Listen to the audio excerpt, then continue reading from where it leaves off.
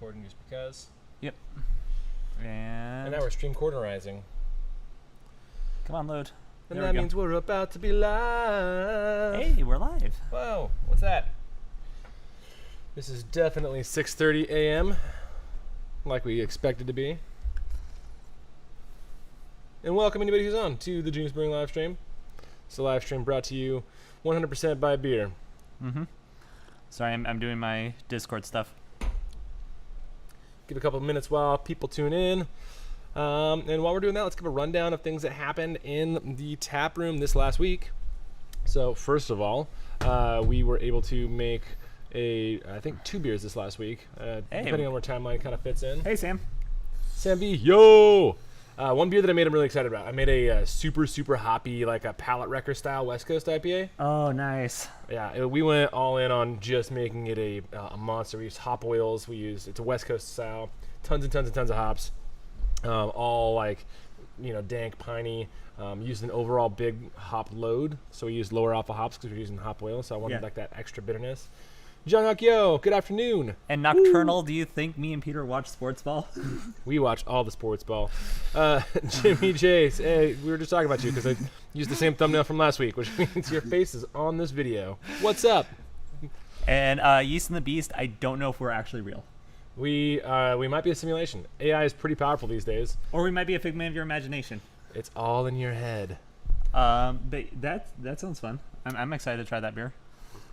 I'm super excited for it. And the other one we did is a new version of Jerry's Red. Classic English style yeast. So we just went with big, basically a 2-malt red, but you've tasted Jerry before, you know it's like deep and ambery. Basically a 2-malt where it's just 2 I've row never Special X. tasted Jerry. I've tasted Jerry's Red. That one, yeah, that's a fair discernment. I don't know if I want to taste Jerry. I don't know. NBC. NBC, let's go. It's going to take a lot for me to NBC. This is a 7.7% IPA, so I'm not saying I won't do it, but I'm just saying it's going to take a lot. Welcome to the live stream. People are tuning in. Today we're going to be tasting some beers that we've got from all you out there in the beer brewing land, and we're going to be answering questions. And I actually do have a couple of questions from the Discord that I can pull up at some point in time as well. But we were going to attempt to play Brewmaster Simulation, but technology is not me and Peter's friend tonight. Not today. It's purchased and it's loading. And then also, when I tried to plug the Switch into my computer also did not like me. So that's what happened. But other brewery news is you guys blew your Valley Cup beer. We did blow our Valley Cup beer. We blew it a little bit early. Valley Cup technically ends tomorrow, so we blew it 2 days early. I think it ended yesterday. Ended yesterday, so we blew it only a day early. So that's pretty good timing. It's not bad. Are we? I'm not seeing audio there. Oh. I don't know. Are we getting audio, guys? That is a good question. Nope, we are. Yep.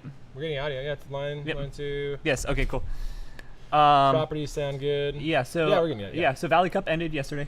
So which means tasting for that will be, or tasting voting's already done, but our big party is going to be Friday. Which I'm super excited for. If you guys haven't noticed, we have it's back there. You can kind of see it. The most official of boxes in the world. That too. I was gonna say the trophy. Oh yeah, the trophy. Well, that's a trophy from last time. No big deal. It's a huge deal. No big deal. But we are the champions. I'm honestly going for second place this time, so hopefully we get there. But yeah, if you guys haven't heard, that is the beer that we brewed for this Valley Cup. The theme was collaboration with other local businesses that are not breweries. And what we did is we made a blueberry French toast bagel beer. The video for that is done and edited and needs to be published. I've had it in my pocket for like 10 days. And the world has kind of like crashed over me this last couple weeks. So I have not been able to, bring myself to publish it, but it's really good. So you guys should get excited because I'm showing you the pros and cons of what we did when we made the blueberry French toast white stout bagel razzmatazz. And then we can get going on getting the next beer up and going. Okay, we have a problem, everyone. We're starting to run out of beers in our beer fridge. Hey, which is good news because that means if you guys send us more beer, we'll have more beer to drink on future live streams and be able to judge and rank. We don't actually do the judging and ranking. We'll give you some positive or negative feedback based on what you can do better or what you already did. It's mostly positive. MBC.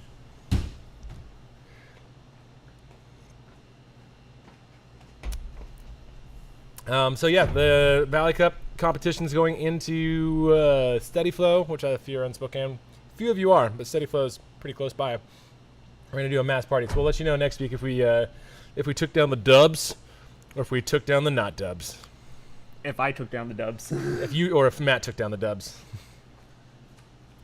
For No Doubt Brewing Company, named after the band. Servici Hayas. Sorry, I just grabbed a ton of beer out. I don't know how many we're going to go through, but... Yeah, we've got a handful of bitters. No one sent us Jimmy J says, not my fault if Matt missed out on 5-day beer. Oh, yeah, that's very true. The 5-day beer was good last week. He brought a red that he made in 5 days with Quake yeast, obviously. And it was pretty dang good. Like, yeah. I was happy with it. Yeah, no, I drove to a awesome brewery in Maryland and had a rice saison, which my cousin should be sending over. Sweet. That sounded really good, actually. And smoked Norwegian farmhouse ales while I'm having them send over. Nice. And one of their sours. And that's going to be a live stream in and of itself. Or its own video. So. We should get somebody who's like a complete, like, doesn't drink beer at all, and then do what pro brewers think of those beers versus what somebody who doesn't drink beer thinks of those beers. So what Shay thinks of those beers? Yeah, that's not a bad idea. Shay, if you're watching, you down? No, I'm sure I can get someone that doesn't drink a ton of craft beer easily. Yeah, it'd just be fun because those are very niche beers. Those are beers that like someone like you and me are going to look at it and be like, oh man, that's a combination I haven't had before, but it sounds like it'll work. Or do we want to get someone that's like primarily like an IPA drinker that's like all the... Oh yeah. Because I could probably... Or that only drinks IPAs? Yeah, like that's like I have 2 friends that I drink beer with very regularly, and that's pretty much all they drink is IPAs. Yeah, and those same 2 brewers probably don't homebrew as well? No, they don't homebrew. They're just 2 friends. Okay. Yeah. I have friends outside of the brewing community. That's not real. What are friends if they don't drink beer? Okay, we're gonna don't make beer. We're gonna start because I haven't had a beer yet today. Me neither. I haven't had a beer since my nap. I made beer and I haven't had a beer yet. It's pretty impressive. Actually, I also almost fell asleep because it was a 2.5-hour boil because it was a Baltic Porter today. That's gonna be really fun. That's exciting though. Yeah, no, big Maillard reaction, big Baltiness. I hit gravity. Nice. So, and now I just need to troubleshoot how to connect a fine tubing that will connect the mini stainless steel fermenter I stole from you guys because as a because I forgot to switch out the ball lock, so it has a half inch ball lock on it. Yep. And nothing fits it. Yep, that'll happen.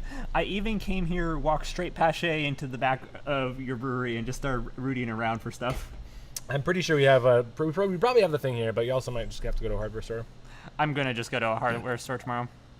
I'm also realizing I'm like this close to being able to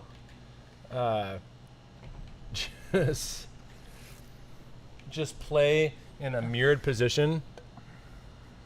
If the screen was just that much higher right there, I can just play by watching us be filmed in reverse on the TV behind me. Oh yeah, absolutely. And Yeast and the Beast, I am just going to tell you, when you go to Seattle, you can skip 90% of the breweries in Seattle. Just go to the Ballard District and just hang out there because there's like 10 breweries within 2 blocks of each other. That's pretty solid. And they have some of the best, like they have Rubens, they have Obeck, they have Stoop, they have Fair Isle, they have Lucky Envelope. Mm-hmm. Last time I went to Seattle, I went straight to Fremont, and I never went to Fremont because there's also like 5 breweries that are walking distance that are pretty damn good from there.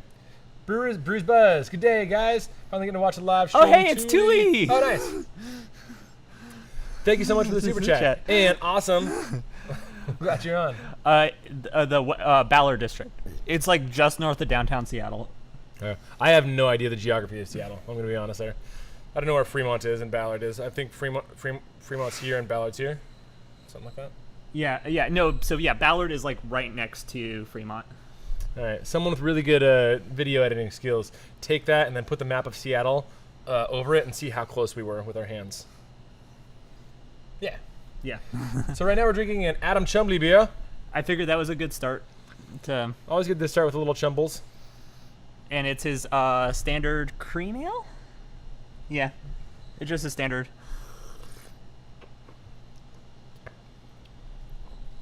So it's got some acidity that is not I wouldn't say typical, but it's like almost it's not quite hop acidity. It's something else. It's not a bad acidity at all. It's actually kind of delightful. Yeah. But it takes me away from thinking of it as a cream ale, if that makes sense. No, it feels more like a blonde or a pale. Yeah, something that's a little bit, just a little bit more involved. Cream ales, for those of you watching, should be super light, basically a lager. But let me do my standard, because Adam yells at me when I don't text him that we're live. Adam, we're live. I already told him. By the way, Adam doesn't miss. When we get an Adam Chumley beer, there we can guarantee they're always going to be, I've only got there's only been twice where we've gone some sort of off flavor. Yeah, but even then they're usually like very, very forgivable. They're not like I can't finish this off flavor.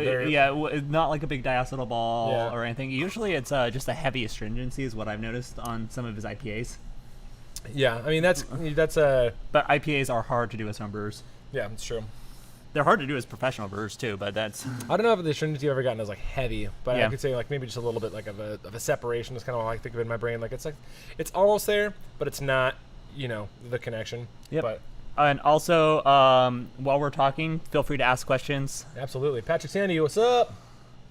Beer Quaz Nation, closest I ever got to Seattle was Brush Prairie, beautiful country, but too far from home. I don't know what Brush Prairie is. Oh, that's actually a good question. Socks and Goblin. I want to age my sour in this tiny 3-gallon barrel. I know oxygen exposure is worry. Should I purge the barrel of CO2? 3-gallon barrel. So oxygen exposure, yes and no. Honestly, what my recommendation would be is don't worry too much about the oxygen. Steam the barrel, which for your version of steaming in the 3-gallon system would probably be like just get some boiling hot water, pour that into the barrel, let it soak, roll it around, let it absorb, and get that nice barrel seal. Dump it out, and then just rack your beer right on top. There's going to be oxygen in the beer over time, regardless. Because wood's porous. Yeah, exactly. Oxygen ingress is a thing in barrels, so I wouldn't worry too much about it. It might change the cyclical nature of whatever souring bacteria you've got in there is, but it's not gonna be a huge deal. And then what I recommend is after you age it, only rack off 2 gallons, and then rack 2 gallons onto it. Yeah. And just kind of and then Solera it, and then throw some cheesy hops. Yeah, a little bit of old cheesy hops. A little bit of 2015s if you got them. Yep, I was gonna say Hayden did that, and he says his Solera project's tasting stupidly good. Yeah, and the nice thing about the cheesy hops is they also keep your beer protected. So even old cheesy hops, even though their alpha acid, component has gone down, there's still some things that make them antibacterial. They just don't directly inhibit things like lactobacillus, which are kind of the bugs that you really want to be going on there. Yeast and the Beast, I was stationed in Fort Lewis and have been to Seattle before. I want to go back since I have actual money to spend on things. Seattle's probably gotten worse, I'm going to be honest, since the last time you went there. But there's still really good pockets of Seattle. Yeah, I was going to say that's why I just recommend going straight to the Ballard District. Yeah. Like, Pike Street's cool to check out, but don't spend money there. Yeah, last time I went to Pike Street, it was a world of difference than 4 years ago when I went to Pike Street. Yeah, no, Pike Street is in my opinion, Pike Street is great to go to Pike Street Brewing and grab food and a beer. Mm-hmm. And then wander over to, oh God, I'm blanking on the big hop-heavy Cloudburst. Yeah. Because that's and then just... You got to always remember them because they stole the name from the people over in Post Falls. Oh, they actually, the people in Post Falls opened up as Cloudburst, and then the people in Seattle, they opened up after that, but they trademarked the name first. And it was close enough that they were able to actually win that, and so Cloudburst over here turned into a brew that's no longer. And then also, if you're in Seattle, you have to go to Holy Mountain Brewing. I've been to Holy Mountain. It's good.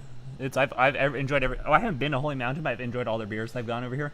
If you're out there in Seattle and you go to Holy Mountain Brewery, send me a beer. Or send I'll you a just beer ask back. my buddy next time he comes over from Seattle to bring us beer. Yeah, that. That's not when you say cheesy hops. Are you just referring to age? Yeah. I've never heard that term. Yeah, cheesy. So hops, as they age and slightly oxidize, they start to get like that Parmesan kind of cheesiness in the smell. So if you ever you'll notice if you open up the same hop from like 3 years ago versus today, unless you stored it really well. So if it's still sealed, still in a freezer, probably not going to notice a huge difference. But if there's oxygen ingress at all, you'll notice that when you pop them open. Yeah, they'll kind of have that Parmesan cheese smell. I know that our buddy Hayden just put them in a brown paper bag and just like threw them in a closet. Yeah. That's because he purposely wanted to age a bunch of hops for this project. Did he use leaf or did he use pellet? Leaf. Okay. He used whole leaf. Yeah, the brown paper bag is there to absorb moisture, because if the hops get moldy, then they are not usable. But if the moisture is out of the hops and they don't get moldy, and they're good to go. So, also yes, Genus After Dark. Yeah, welcome to Genus After Dark. We may on if we decide to do OnlyFans, we'll take our shirts off for that. Absolutely, and our pants. And our pants. YouTube has issues with nipples. Mine's pretty attractive though. So I know. Suck it, YouTube. I was gonna say, as someone who's seen you shirtless more times than I care to count. You care. I do. You care. Gosh, I'm in Portland. Haven't been to Seattle in 20 years. An overdue trip for sure. If you're gonna go to Seattle, that's like what, 2 hours, 2.5 hours, Depending on traffic. Just take the extra 4 hours and go to Spokane and then come here. Or just go north to Bellingham. Just keep going north to Bellingham. It's fair. Because Bellingham has 13 breweries in that tiny town, and a lot of them are good. Yeast and the Beast, I have issues with nipples too. That's fair. Sometimes nipples shoot lasers, and nobody likes lasers. So, is there a way to age hops for years, like braggots, or will they always fade? Naturally, they will fade over time. That's just the nature of organic material. Nitrogen and cold. Yep. Very, very cold. I've known people that have had hops for, 5+ years, and the hops are still good. But that means that hop was like nitrogen purged, vacuum sealed, in a freezer.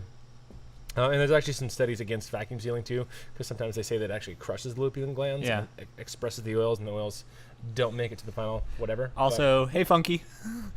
I haven't seen Funky in a while. Funky Brewer, what's up, guys? But aging hops is if you're aging for freshness and not for getting the aged top feel. If nitrogen purge, clean seal, freezer, deep freezer, cold freezer. Yeah, and this is just a standing offer. Anyone that comes to Spokane, just if I'm not working, just hit me up, and I am more than happy to show you to all of my favorite breweries. Yeah, and he will buy everything too. He will pay. On the Genus business card, I will buy everything. Damn it! Gotta hide that again.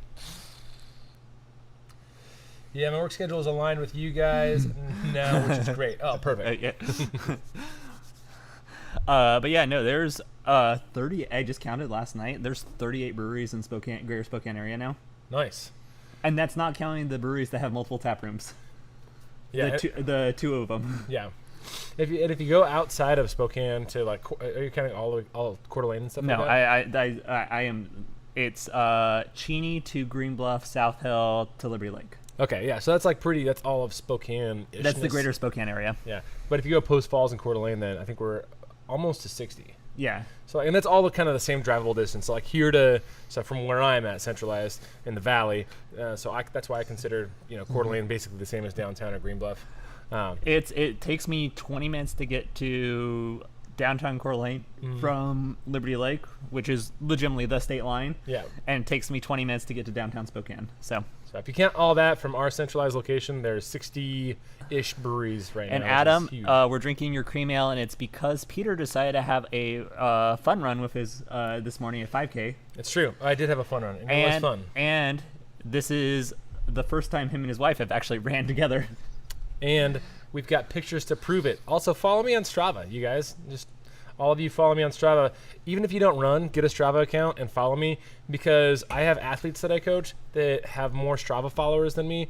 And when they post a run, they get like 30 kudos, which is their Strava version of a thumbs up, a like. And when I post a run, I get like 4 or 5, and that makes me sad. So. Well, it's because you're not doing mandatory beer chugs during it. That's true. Every time I go and coach high school kids, I probably should be chugging beer. I don't know why I don't. Yeah. That's my bad, guys. That's my bad. Yeah, no, we so what's the rough population of the greater Spokane area? If you count Valley plus Spokane proper, I think we're like 200 low thousand. Yeah. I want to say Spokane itself is like 150, and then Spokane is technically the 3rd largest city in Washington. It goes back and forth. I think it might be the 2nd now, but it goes back and forth between being 2nd and 3rd with Tacoma. Spokane battles Tacoma all the time for 2nd. What's your Strava? My Strava is just my name, Peter MacArthur. Yep, Peter MacArthur. And then yeah, and it's the thing is people don't realize how big Spokane is population-wise because we're so spread out. We don't have a ton of the massive like skyscrapers and like apartment buildings like Seattle or like or even Portland. We're slowly creeping into traffic. You know, when it's rush hour going downtown, like we'll have not quite start and stop traffic, but we'll get pretty close. But for the most part, everywhere in Spokane you can get to, there's zero traffic. It's easy to kind of drive around, which is awesome. Yep. And honestly, as soon as it hits 5 p.m. and I'm downtown Spokane, I just find a brewery and hang out for an hour, and then the traffic is done. Adam says, awesome, that cream ale is legit a year old. Yeah. Fared well at the National Homebrew conference, though. Nice. It's nice. I'm enjoying this. It's very good. Yeah, the one thing is just like it's a very good beer, but there's some acidity in there that's pleasant, but I think it's just slightly out of style. Graph, that's a good question. What are your tips on brewing a graph? The longest neck of all the beers. That's a giraffe joke. Ow! I think I swallowed it, like as I was starting to laugh. That actually hurt. Bring a graph. I generally don't. We're not drinking that beer. Hey Patrick, here's the beer that me and Peter are supposed to mail you. Oh yeah, it's in the mail. It's I pulled it out because it's like, oh, I don't know what this is, and then I read it. Right, I was like, Patrick didn't send us. Oh, this is beer we need to send. On its way to Florida. A graph though, I don't recommend adding the cider part of it early on. So either I do blending or add that post fermentation or during fermentation. Sorry, but post like the last 20% of sugars.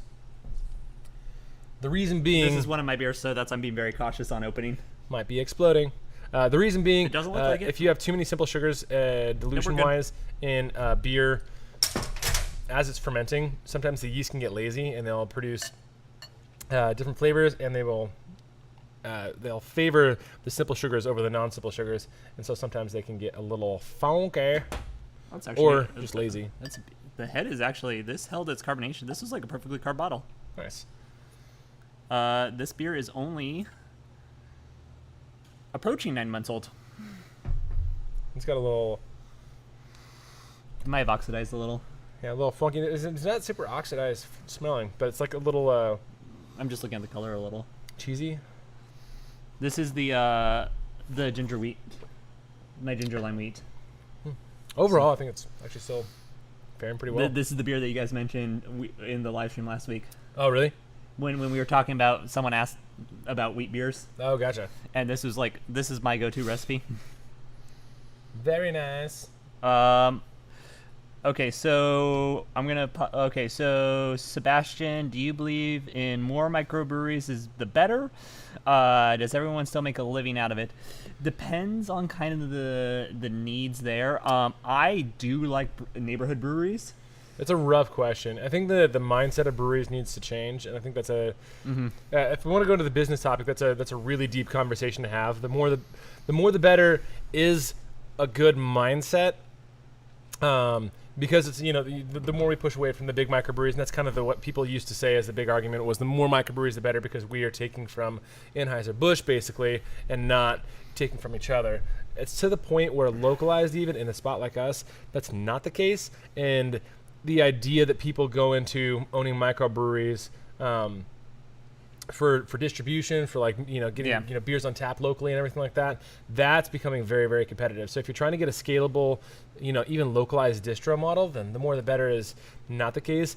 I personally like it because I don't compete on that same stage. No, and what I have fallen in love with is I like the small tap room that like they are supplying themselves. They are surviving themselves. They're not out there to make a ton of money and be like the big dog in the pool. They're your go-to in the neighborhood. Yeah, I was gonna say that's where a prime example before Iron Goat moved to its new location and we had a massive windstorm about 9 years ago, like knocked out power over across 90% of Spokane. It felt like. Yeah. And as soon as Iron Goat got power, immediately everyone was there checking on each other, offering showers, offering like people that have power, like, hey, do you want to come and like charge stuff? Do we need to get you food? And that's what I like about the small tap rooms is you build that really tight knit community of people that you can just go hang out with. And like, honestly, when I've had really bad days, like Peter's wandered in being like, this is not a day that you're normally here, and I'm just like hanging out talking to Jerry and BSing just because I was like, I needed to get out of the house and this is one of this no job before I started working there, and now just I don't. I think in general there's a lot of microbreweries that are kind of like that safe spaces, localized culture spots. The thing when you're talking about the same thing from an independent business standard going into localized distribution, or even like small, or even like semi-regional distribution, or even if you try to get into national distribution, like that style of microbrew, like, yeah, maybe not Sam Adams level, but maybe like let's cap it at like 30 barrel production per batch. Fremont. We mentioned Fremont earlier. Fremont. Yeah. So that if you're going into that, then anything I would say from that, even semi-local to regional to national distribution and that 30 barrel or under space, that's just a space that if you're going into it as you have to go into it with a niche. You got to go into it with a brand, like a really good brand idea, and it's very competitive. So is the money scalable on that sense? For very few people, it will be. But if you're going into it, you're going into to compete. Whereas very small micro, like what we are, like what No Drought is. Even Yaya to an extent. Yaya is actually like I think the one step above us. Yeah, they cap out at 10 barrel. So even when we had the downtown spot at Steel Barrel, that was only 7 barrels, but we were able to get rid of most of it in house. Yep. So So next question is Follies Brewing, grams per liter for mash hops for a hazy IPA. I don't know if I would do any mash hops for a hazy IPA. Yeah, that's. I understand where you're coming from with the thiolization and everything like that. I think Whirlpool actually gives you similar opportunity to get those thiolized hops. If you did it, I would cap it at like 40 to 45 grams. In ounces, that's like 1 to 1.5 ounces, I think. Yeah, and that's for a 5-gallon batch, or which I don't know what liter or grams per batch. It's 5-gallon batch. It says grams per liter. So so that's grams per liter, and there's 20 liters in a 19 liters in a 5-gallon batch. So whatever, 2 grams per liter. Yep. Okay, and then Tuli asks how much absorbic acid to add to a corny keg, and I think that's a follow-up question to what he had earlier. Sorry, I'm scrolling real quick. So when we mash, we do 3 to 5 grams per. So it's mash. How much absorbic acid would I add to a 19-liter corny keg for a New England IPA to help scrub oxygen that I might get from transferring from the fermenter to the keg in its non-enclosed system? Yeah, so 3 to 5 grams is plenty, but if you're going for the oxygen scrubbing in a keg, you can go 5 to 10 grams. But 3 to 5 grams in the mash is all we use. Ascorbic acid is nice because it's not very flavorful, so it's very hard. Let's say you went 20 grams, you're not still going to get like off flavors from the actual acid component of it, but it's unnecessary. So I would say 5 to 10 grams for keg and 3 to 5 grams in mash. And then Adam asks, what's a decent college freshman cross-country time for an 8K? For an 8K, decent college freshman, if you're Division 1, you should probably be able to do an 8K in less than 26 minutes. I was gonna say that's bottom tier though. You should be breaking 25 really if you're planning on being competitive. I was gonna say 23, 24. I mean that'd be good for like a college. So 24 would be like if you're top tier college freshman. 23 would be like if you're top tier college overall. Okay. But if you're again, it depends on division where you want to be competitive in. If you're running an 8K for a college freshman, then that's got to be Division 1. Like you probably won't get recruited if you're not going to be able to get close to 26 your freshman year. If you're Division 2, Division 3, I think anything under like 29 is probably fine. And then Dustin, what's the context of the bottle condition or bottle keg from the gun? Are you talking about my bottle? Because I bottle conditioned when I was homebrewing. Yeah. I did not there, so I bottle condition. That's why it's in the homebrew community. If I bring a bottle of beer, there's a very people very much walk away from the table when they open it. They know. So Patrick Sandy says I need to up my dad joke game. I take offense to that. My dad joke game is on point sometimes. And then Socks and Goblin. I love that name, Socks and Goblin. Yeah. It kind of sounds dirty a little bit. It's like it's the right amount of like it could be just a normal thing, but also it's probably dirty. I think it's good. Was there a question with Socks and Goblin? Yeah. I'm sorry. I'm answering a question here that got texted. Oh, we're getting to the yeasty bits. Yep. You want some yeasty bits? I don't mind a little bit yeasty. I was gonna say that's the joys of homebrew. That's right. And we will retire that after that. And then I do have technically 3 more bottles, including one of Jimmy beers. Jimmy beers. But Socks and Goblin, I decided to co-ferment with cherries recently for the sour. Anything do I need to look out for? How did you add? First of all, how did you add the cherries? Mm-hmm. Did you pasteurize them? Did you freeze them first? Like, what? Did you just throw fresh cherries in? Because that will determine a lot of if you're going to get any souring. Yeah. Also, is this barrel or is this sealed vessel? Yeah. So yeah. In general, as long as it's not a sealed vessel, there's not a ton to look out for. But I do recommend usually like doing a freeze and pasteurize on the cherries.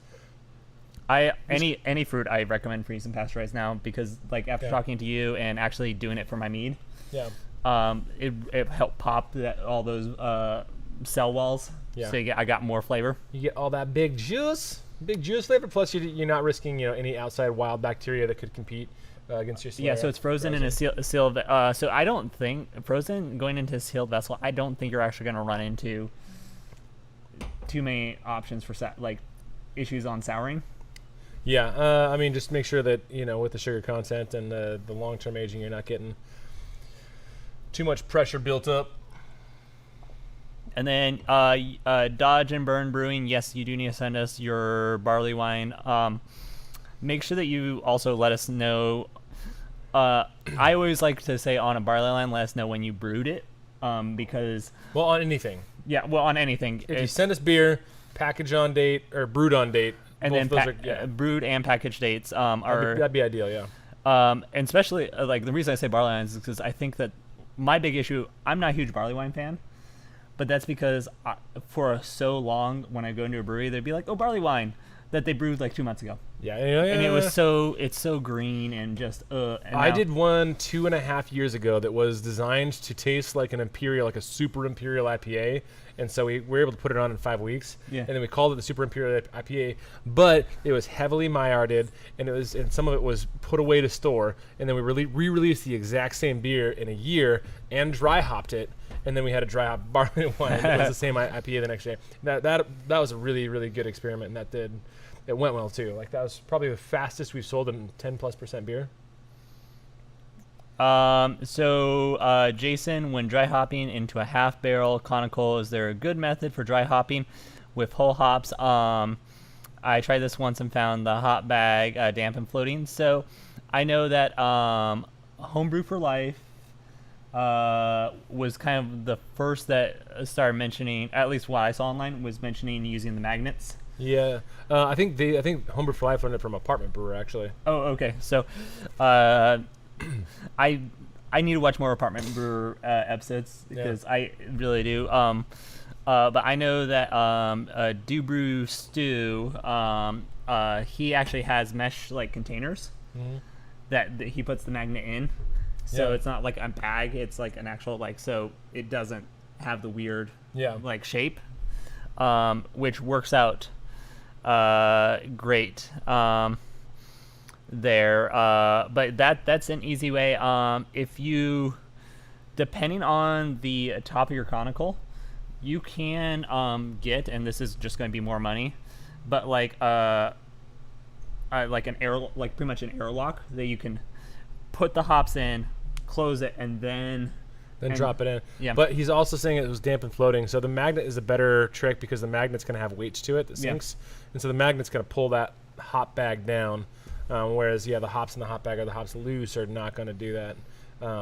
So I think the magnet's probably one of the better. Yeah, ideas. no, the magnet is. I'm actually seriously considering picking up a couple food grade magnets for when we do our first batch of hazy IPA at No Drought, because I don't want to open that. Yeah, that's just easier. Yeah, and I have a nice big fermenter that I can put a nice big hot bag up, a couple magnets and stuff. But and then can you aerate ferment beer a day or two after fermentation has started, like wine? Can you aerate fermenting beer for a day or two after? Yes, you can. Yeah. Absolutely. Yeah. Especially if that's a trick that I use for bigger beers all the time, or with co-pitching. I will. My rule of thumb is 1/3 sugar depletion is kind of the last time that I mess with aeration. But your yeasts that are there are going to re-pick up the oxygen, multiply, and then go at it again. It does slow the front end of the fermentation, but obviously you got more, more yeast cells active and working for you. But also for bigger beers, I do it all the time. Yeah, and big beers, you're not worried about how quick that fermentation is. You just want that fermentation to get done. Exactly. And sometimes I'll do it at the same time that I'm going to add nutrients to, so it's kind of a good double thing to do. We're going to add oxygen, we're going to add nutrients, and then we're going to keep letting it go and make sure that yeast is built up and active. Because even big pitches with high alcohol beers, the density of the stuff around the yeast cell walls sometimes can't regulate things very well, and so they can get a little confused, and they can die off or go to sleep or whatever they're going to do because of ingress of things that aren't really good, especially if it's a really hoppy beer. Hop oils are one of those things that can sneak into yeast cells if there's too much hops going around too with the overall density, because if you know how osmosis works, a lot of stuff means things want to go where there's less stuff, which is sometimes yeast cells. Yep. And then Dustin, I have never played with a beer gun, and I don't think Peter has either. I have used a beer gun. I don't usually. I've used it a handful of times. Yeah. I just, again, because I don't have a keg system at my house, because honestly, I'm renting for my parents and my dad has too much stuff. Yeah. I love you, Dad, if you're watching, but Mom will agree with me. Do you find a difference in bubble size, force carbing, PSI, with 10 PSI a week, or carb spunding? Over the long term, no, but as soon as the beer is tapped, yes, if that makes sense. Yeah. And honestly, don't worry about long term. If it's for a hazy IPA, spun that shit. And we're going to time you out. Yeah, you are on timeout. Yep. There we go. Sorry, I didn't even have to read the rest of that. I knew what was happening. Yeah. And then I'm honestly, I do highly recommend spunding because it's going to save you on PSI or on carb. Yeah, you're going to save CO2 and a pretty significant amount of CO2, especially when you get up into big scales like us. Spunding is great. There's times where you don't want to spun because you actually want the beer to age a little bit more naturally, or you want certain fruity flavors to be there so that they can turn into other flavors when the beer ages. But for any quick turnaround beer, which is 90% of what most commercial brewers do, spunding, at least to some extent, is great. Sometimes, depending on the beer, I'll open ferment and then go to spunding in the last 20 sugar points, and sometimes I'll pressure ferment the entire thing. And Dustin, read what Adam said, because I would trust Adam on this because I do think he uses a beer gun for like all his packaging, if I'm not mistaken. And obviously we opened one of his beers and it was like perfectly carved and everything. Yeah. Pouring directly from the Nuka tabs into your bottles or cans. No foam when you and that's what we do when we package our beers. Just go right from Nuka taps. Yep. And sorry guys, yeah, I did. Nope. Let me actually. We're just going to. Remove them? Can we remove? I'm gonna just. I think hide is the. Can I remove the person? Well. No. Oh nope. Here we go. Get rid of all of them. Report. Sorry, we're just dealing with this. Promotes terrorism. I was gonna say hate speech. No, that works. Because that's actually what they did. Okay. How does it not get rid of all of them? Can you guys still see Grandma's messages? No, they're all deleted by now. I deleted all of them because I put them in timeout. Okay, so no one else can see them. That's good. Yeah, anymore. It might say message deleted by admin. Okay. Sorry, I got to that late. We were scrolled up. Oh, geez. There's more? Jesus Christ. Put user in timeout. Okay. Report. Hate speech. Report. Any more? Okay, cool. Any more? Is that guy gone? Yep, we got it. Oh, you got it now. Okay, cool. Thank you. Sorry. I was hide user on this channel. There we go. I think I got all this stuff gone. Yep. Yeah, by the way, don't be that guy ever. That's just, yeah. No, not our first troll. That was probably just our most egregious. Yeah, and then with 2 different accounts. 3 different accounts? God damn it. What the fuck?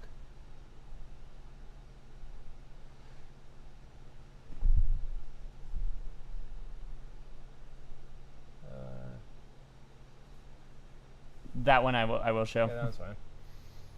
Yep. Okay. Cool. Did we? Well, now that I'm caught up, I'm gonna just keep. So Connor, that's a great question. The one time I made beer, it smelled a little bit like baby diaper. Any clue on the off flavor there? Did you use lactobacillus? That's actually. Hey, can you go to YouTube real quick and make moderate? Oh yeah, you do that. I'm gonna grab my phone so I can help with that. Yep. Jimmy, I am. Oh. Okay. Got it. Oh God. Dang it.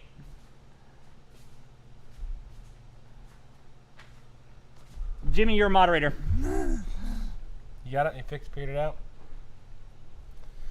Report. How does this happen? I don't know. This is someone that's decided that they hate us. Put user in timeout. Hide user on channel. There we go.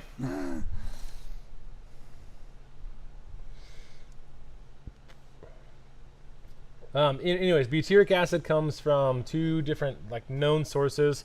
One is lactobacillus that is I'm also going to lactobacillus that doesn't like oxygen, and there's oxygen in there. And the other is lactobacillus that doesn't like certain temperatures, and it's Hey Adam, say something real quick in the chat for me. I'm gonna moderate you as well. And put user in timeout. Probably scroll up and find Adam. Yep, if you can do. Okay. Yo, hey. Add moderator. All right. Now he's moderating too. Okay, cool. I can stop now, but yeah. Yep. So between you and Jimmy, I think we'll. This is a grandma. What the? That's what 5 different accounts. Someone really does not like us. Jiminy Crispix. So I'm gonna scroll to okay. So baby diaper. We're gonna. Yeah, baby diaper. That's butyric acid. Butyric acid comes from lactobacillus fermenting things in a way it does not want to ferment.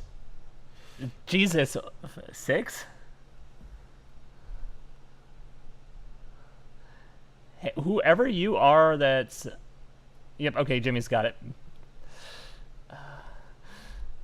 And Jimmy, please report them too. Yeah. All different accounts. This is When's the last real question we got? The baby diaper off flavor. Probably shouldn't be juggling new. Yeah. Yeah, get that out of there. Oh, so does stock goblin, what temps does lactobacillus not like? That very much depends on the strain of lactobacillus. So plantarum, for example, is one that is very, very friendly even at room temperature, like 70. But there are strains of lactobacillus that usually just across the board, 95 is a really good bet for all strains. I'm also pulling it up the chat on my my phone, so that way we can all get it. That will not come. I think we're good on this now. Adam Chumley, can't wait for Grandma 5. Heck yeah. Let's get it, Grandma. So yeah. So then. And Dustin. Yeah. Keezers are great.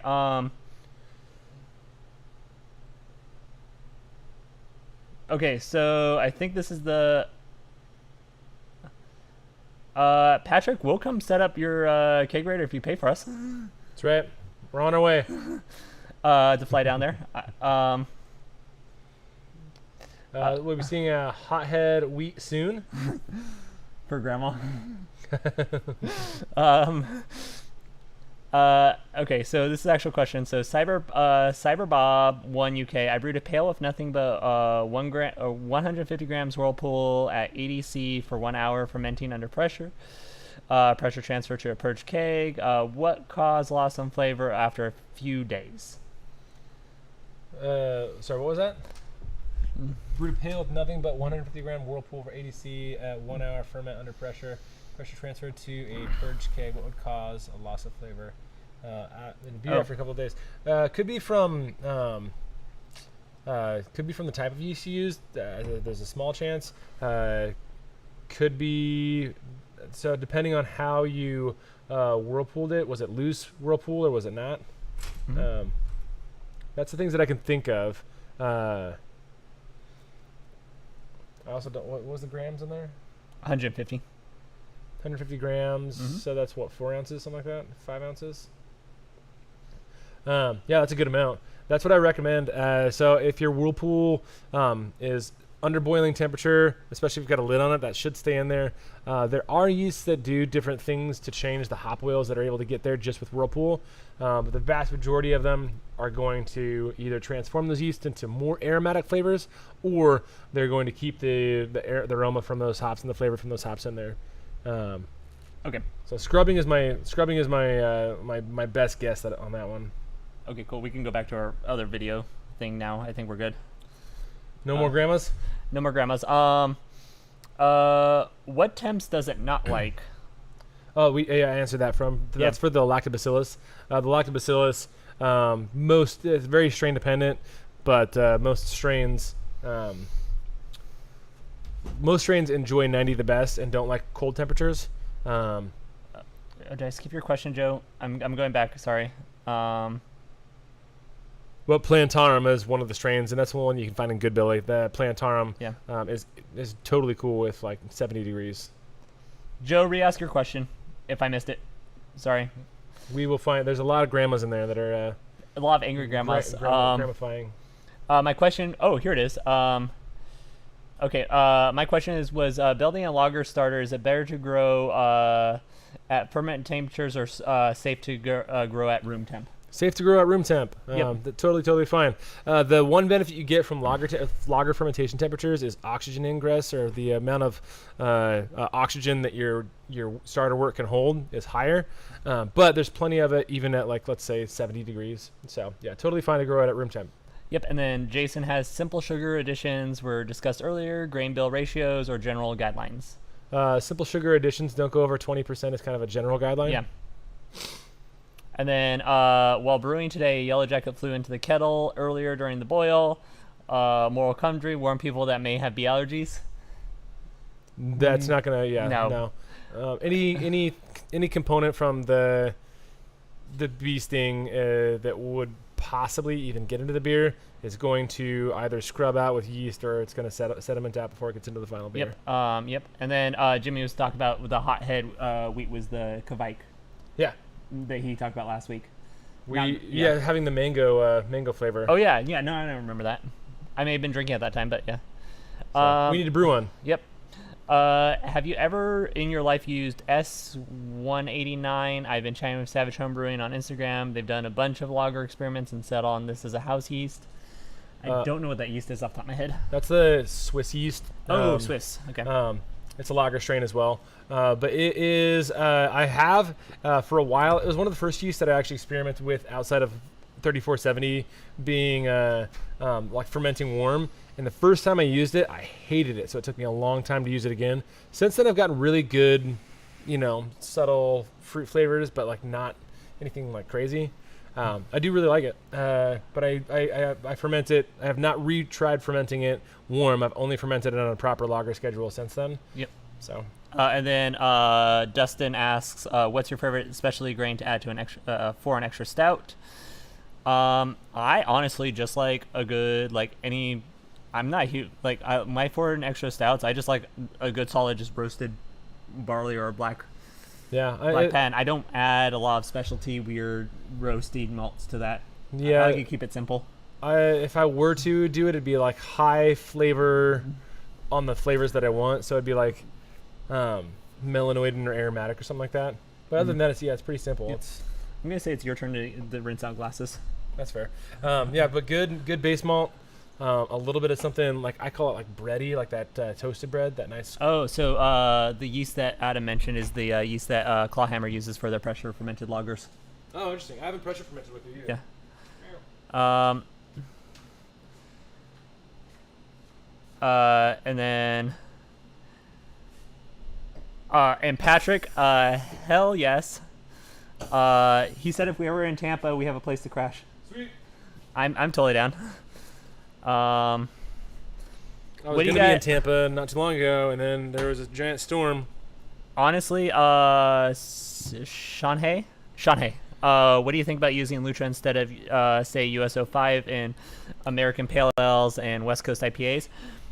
I don't have any issues. Lucha's just such a clean... I'm not a huge fan of USO5 in general, so I'd probably say it's an upgrade in most circumstances, but... Okay, do we want Jimmy's Pepper beer, an IPA, or a Scotch Ale? You guys vote in the chat. Yep. Now that we have the chats up 4 places. Yeah, the chat is everywhere. And then... I asked Doc about the Yellow Jacket. I was going to say a lot of talk about the Yellow Jacket. Hey, Skoogum, welcome. And then I recently got through bought a 10 kilogram. People saying Scotch. Scotch, okay. But Horseshoe Crab says, I recently bought a 10 kilogram bag of Skooktom berries.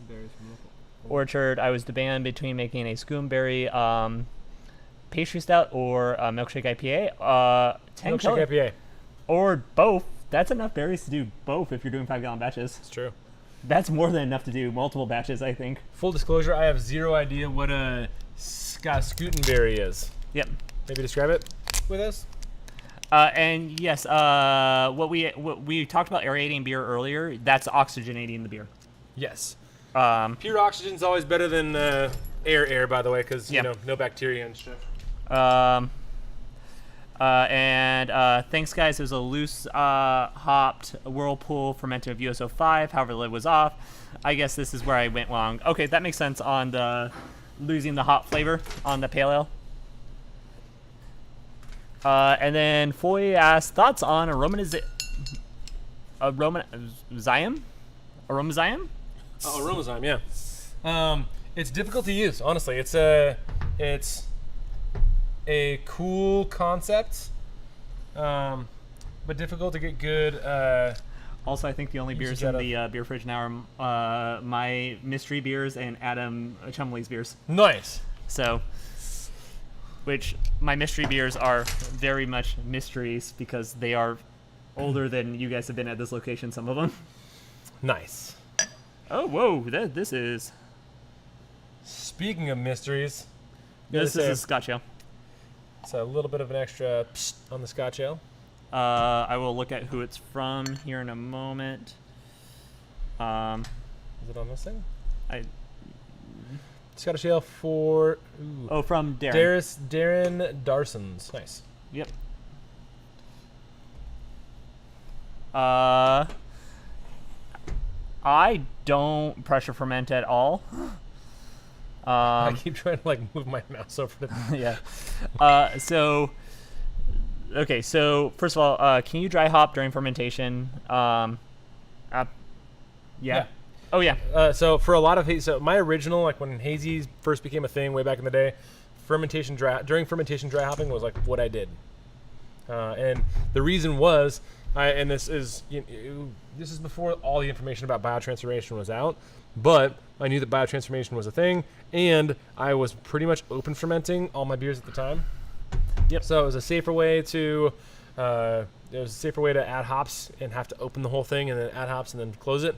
And it still made some really good flavors happen because biotransformation took things that wouldn't be accessible and turned them into things that would be accessible. And then I would just get the beer into kegs within like 2 to 3 days of dry hopping and be good to go. Yeah, and I on the big scale I do use uni tanks for going back to pressure fermenting. Yeah. I've homebrewing. I was always glass carboys and buckets. Yeah. I didn't have the nice stainless steel stuff, so I couldn't pressure ferment. Now you've got all the tools. I got all the tools. So 189 would be a good use choice to go with a Stella or Heineken without skunking. In-laws gain Stella kegs sometimes. Okay, that I could see that if it's that Swiss lager yeast. Yeah, I'm just not. I'm not familiar enough with 189 to know if you can Stella clone it, but I'd be down to try. Also, if we go to Tampa, we got a Chumley coming. Nice. I'll go to Tampa. He's on his way. Nice. Yeah, I was gonna say we would actually probably just schedule flights through Seattle. Mm-hmm. Except it's dirt cheap to go Vegas and then from Spokane. Yeah, we should probably spend a night in Vegas though. I missed the brewery section when I was in Vegas because my flight was delayed 2 hours. And I had done a 7-hour hike the previous day and then a 5-hour flight, so my legs were like screaming at me to just get into a shower. Yeah, that's fair. With 2,800 feet of elevation gain. That's a lot. Yeah, it was a really fun hike. Notes on this Scotch ale, by the way. Hey, okay, we Chico, we have Place Crush in Chico too. Oh, nice. I guess. Hey Peter, can you just hire me to do YouTube stuff and I can quit my day job and then brew for Damon and then fly during the week? I mean, that'd be awesome. Flying's gonna be expensive. And then just got Tulsa, everyone. Yep, Jimmy's. Okay, we got mostly Scotch ales. Okay, my vote is always for Scotch ale. Notes on the Scotch ale. It is. I haven't tried it yet. It tastes like homebrew. It's not bad. It's definitely there's some Scotch. It tastes. It's very much homebrewy. caramel. I get a lot of that kind of caramel. Like they probably use caramel malt, and I'm getting a little bit of that.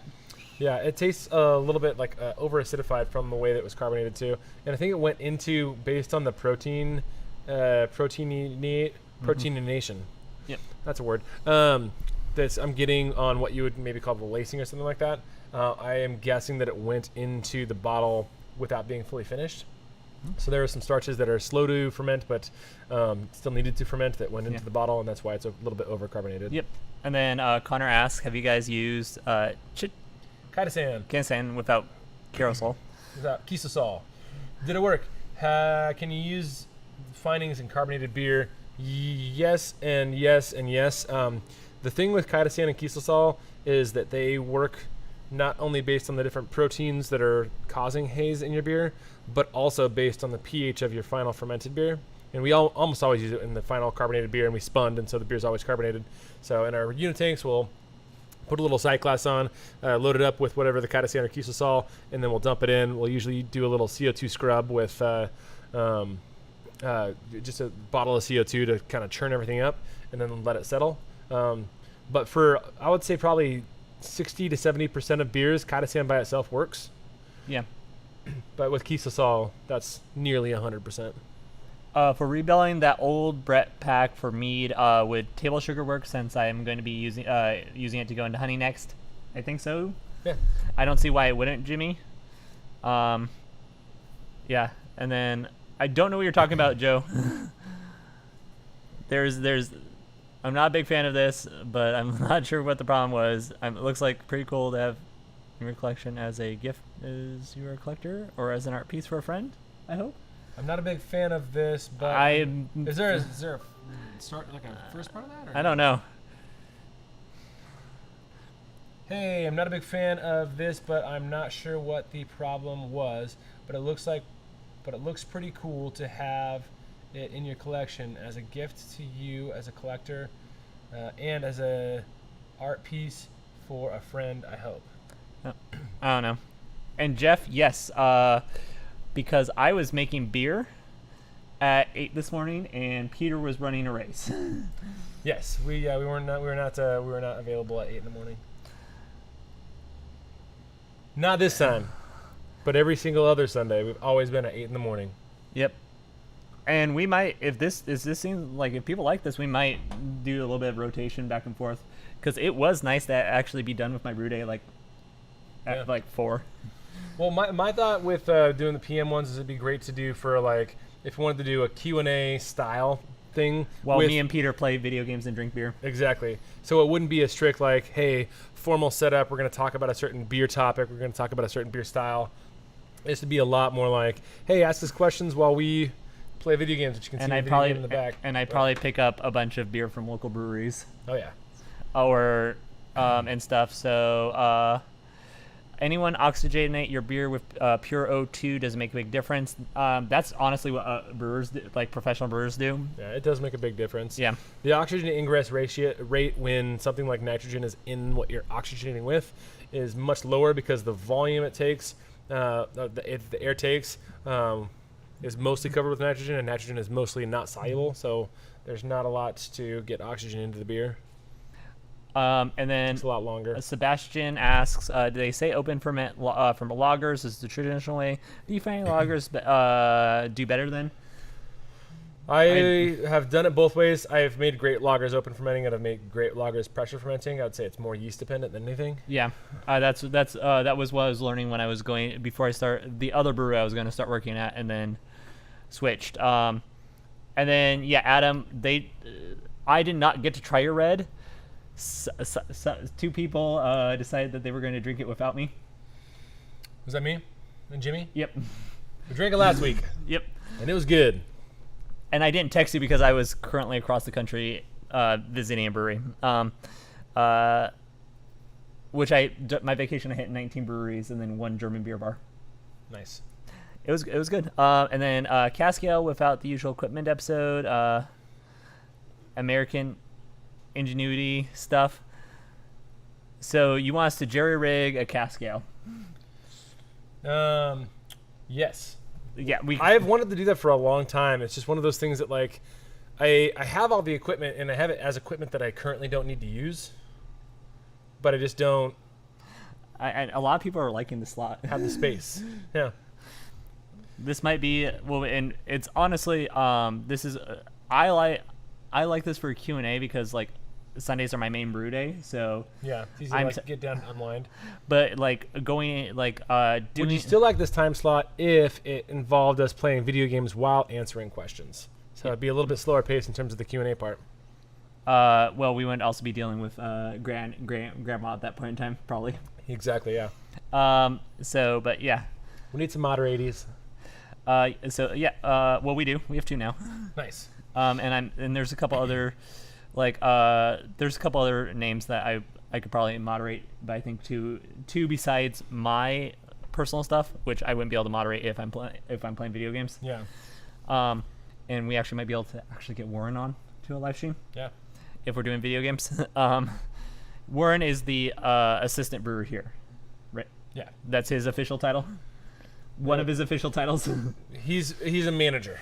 That's I don't know. I don't have official titles. People just work here and then say, hey, can you do stuff? And they're like, yeah. Any recommendations on volumes of CO2 adjustments for initial carbonation for a 75-25 nitro beer? So the calculations for volume of CO2 for the initial carbonation, it's going to depend on your partial pressure still. So I would still, if you're doing 75-25 nitro, are you talking about doing a natural nitro pour? Okay, I'm slowly keeping up because I think things from the draft side, the draft build side, quicker than I think about things from the actual beer package side, just because building all this stuff. But initial volumes of initial carbonation, I would say like 0.8. Okay, that's good to know because I have the Baltic Porter I brewed today is all nitro beer. Go nitro. Nice. Yeah, nice. So you and Hayden, I'm going to talk to about like making sure I switch between the nitro tank and the CO2 tank. Yeah, nice. To make sure I get it done properly. So there's a lot that goes into that question that has to do with like the actual nitro tap itself, like what you're using, if you're using a nitro tap versus using like a stout spout on an inner tap or something like that. But yeah, overall 0.8 I think is a pretty good average. Connor, rehydrating dry yeast. So you can always do a direct pitch, but I always recommend a starter. It's just your beer's gonna get done quicker. It's gonna get done quicker. It's gonna get done cleaner. Eliminate off flavors. Starters always a good idea. Even the wet yeast packs starters are great for the homebrew scale. Yeah, I was gonna say I don't do it on the big scale, but that's time. Yeah, and energy. I always do it, but also I encourage Matt to not do it because it means he has to buy more yeast from me. Yep. Well, I don't have to buy anything from you. My boss does. Same thing. So what's yeast in the beast? I'm going to answer this question for Peter. Don't. Pretty much, yeah. But if you are going to open up a homebrew shop, also open up a tap room with it. Yeah, that's the number one thing. Like if we were just a homebrew shop, we would not survive. Or make it or definitely have it as a side business because. So we have 3 homebrew kind of shops in the area. Mm-hmm. 2 are tap rooms as well, and then one it's legitimately the guy's our buddy Aaron. It's his side job. Yeah. He has a full-time day job, and then really the homebrew shop helps supply his homebrewing. Which is totally fine. But it also gets him the ingredients at about the same pricing. Like you guys aren't really that much different in pricing. Yeah.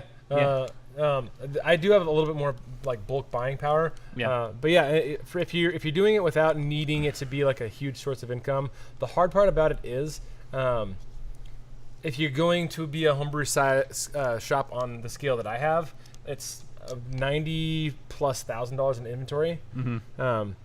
Which I guess I did start it at a much lower. What's our internet doing?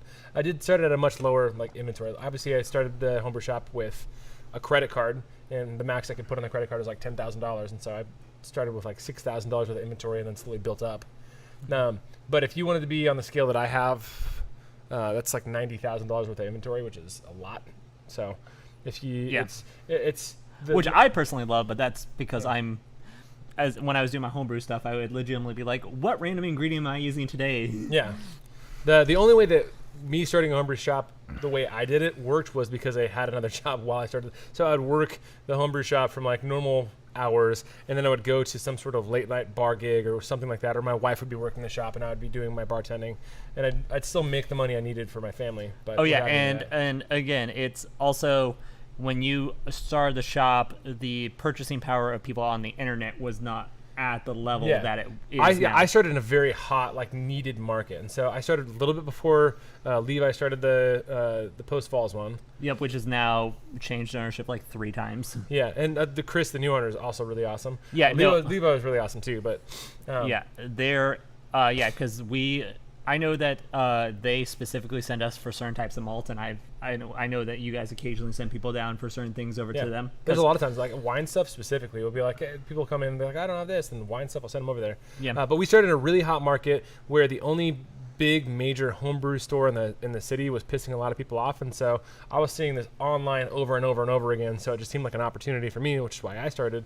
And then also we had a homebrew club that was very active and engaged. Which at the time I was a part of, and I was pretty big into the homebrew club.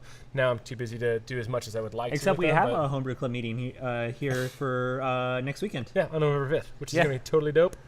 And the other homebrew shop guy is actually the one putting it on. Mm-hmm. Because he doesn't really have like a space. I'm trying to do a collab video with him because he's been so the collab video idea is going to be using Phantasm, the hop powder, so you can get like maximum ethyleness out of yeast. But yeah, we're planning on doing a collab, which would be really fun. Yep. And then Jimmy asked, do you think high oxygen need for Kvike is at least somewhat simple due to the high temperatures and the issues dissolving O2 is staying in the solution? Jimmy, why didn't you review this last week when you guys talked about Kvike first? Jimmy, that's a really good question. So to kind of break down what he's saying, so Kvike is a yeast type thing that needs a lot of nutrients and a lot of oxygen to ferment. One of the reasons being, in my mind, because you usually dramatically underpitch it, and historically it's dramatically underpitched because you're using like some sort of a starter that comes from wood or something like that was in the previous batch, or a chunk of the yeast cake from the previous batch that goes into the new batch. If you are doing a proper pitch via cell count that like Imperial Yeast recommends, then I don't think you'd need the amount of oxygen and nutrients that you do if you're doing a dramatic underpitch. The nice thing about Kvike is that you can do a dramatic underpitch, in which case you need that for the cells to multiply. So I would say maybe partially because of the lack of dissolved O2. For those of you that are picking up on that part of it, oxygen does not dissolve to the same amount in at 95 degrees as it does at 70 degrees. The colder the liquid, the more oxygen can physically dissolve into the beer, and the faster it does that. And so, but in short, I think the amount of oxygen that's needed comes from the small cell count more than it does the temperature. Yep. And then CSAC, your opinions on using extract versus actual ingredients. Half a dozen one to the other at this point in time. Like, if you get good quality extracts, like... Yeah.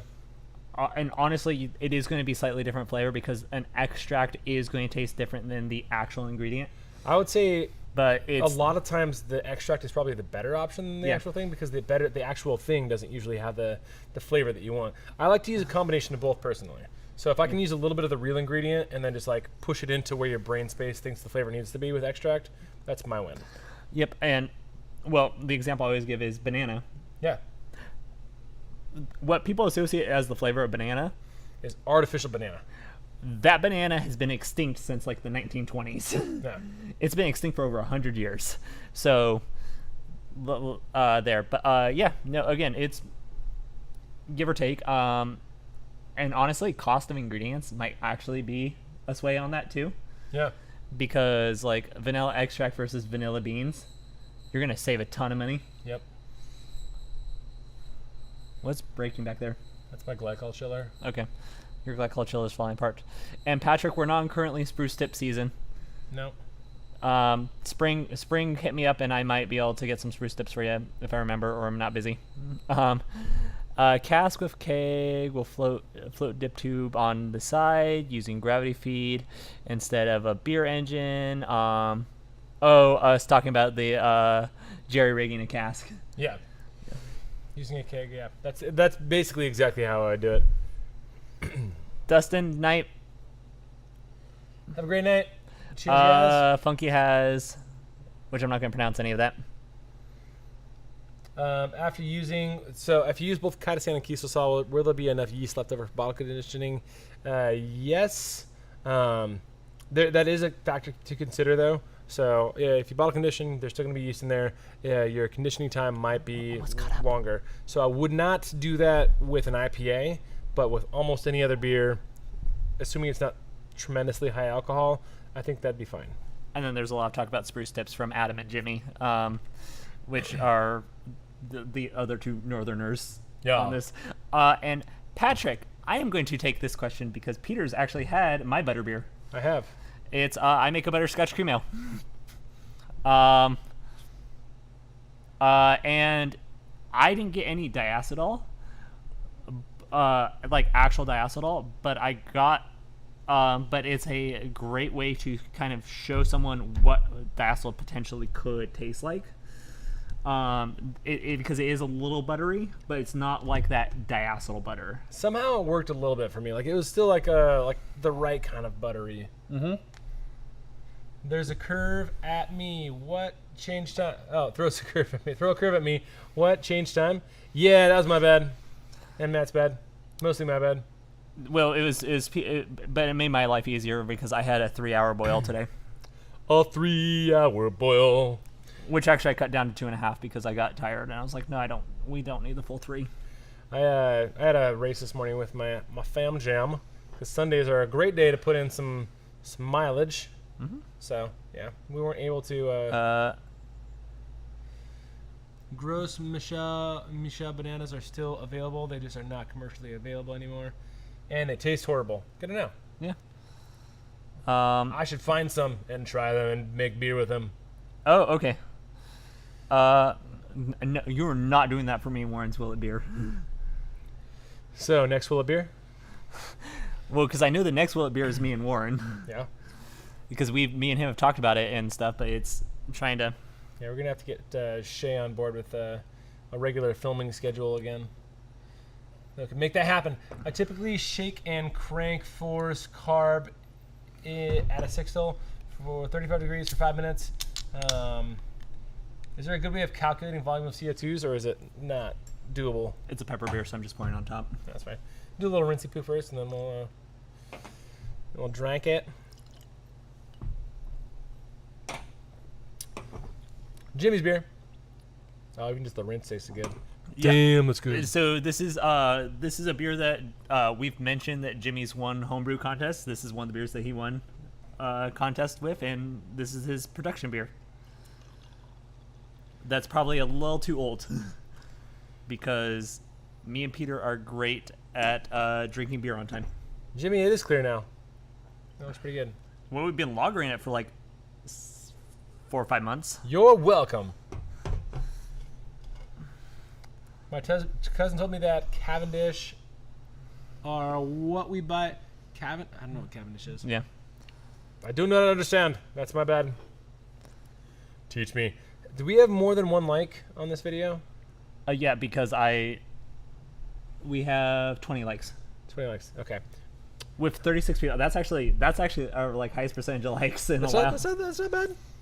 But yeah, if you haven't liked this video, then you should. Actually, since we're dying on questions real quick, what I'm going to do is I'm going to make Peter's day. We're going to start...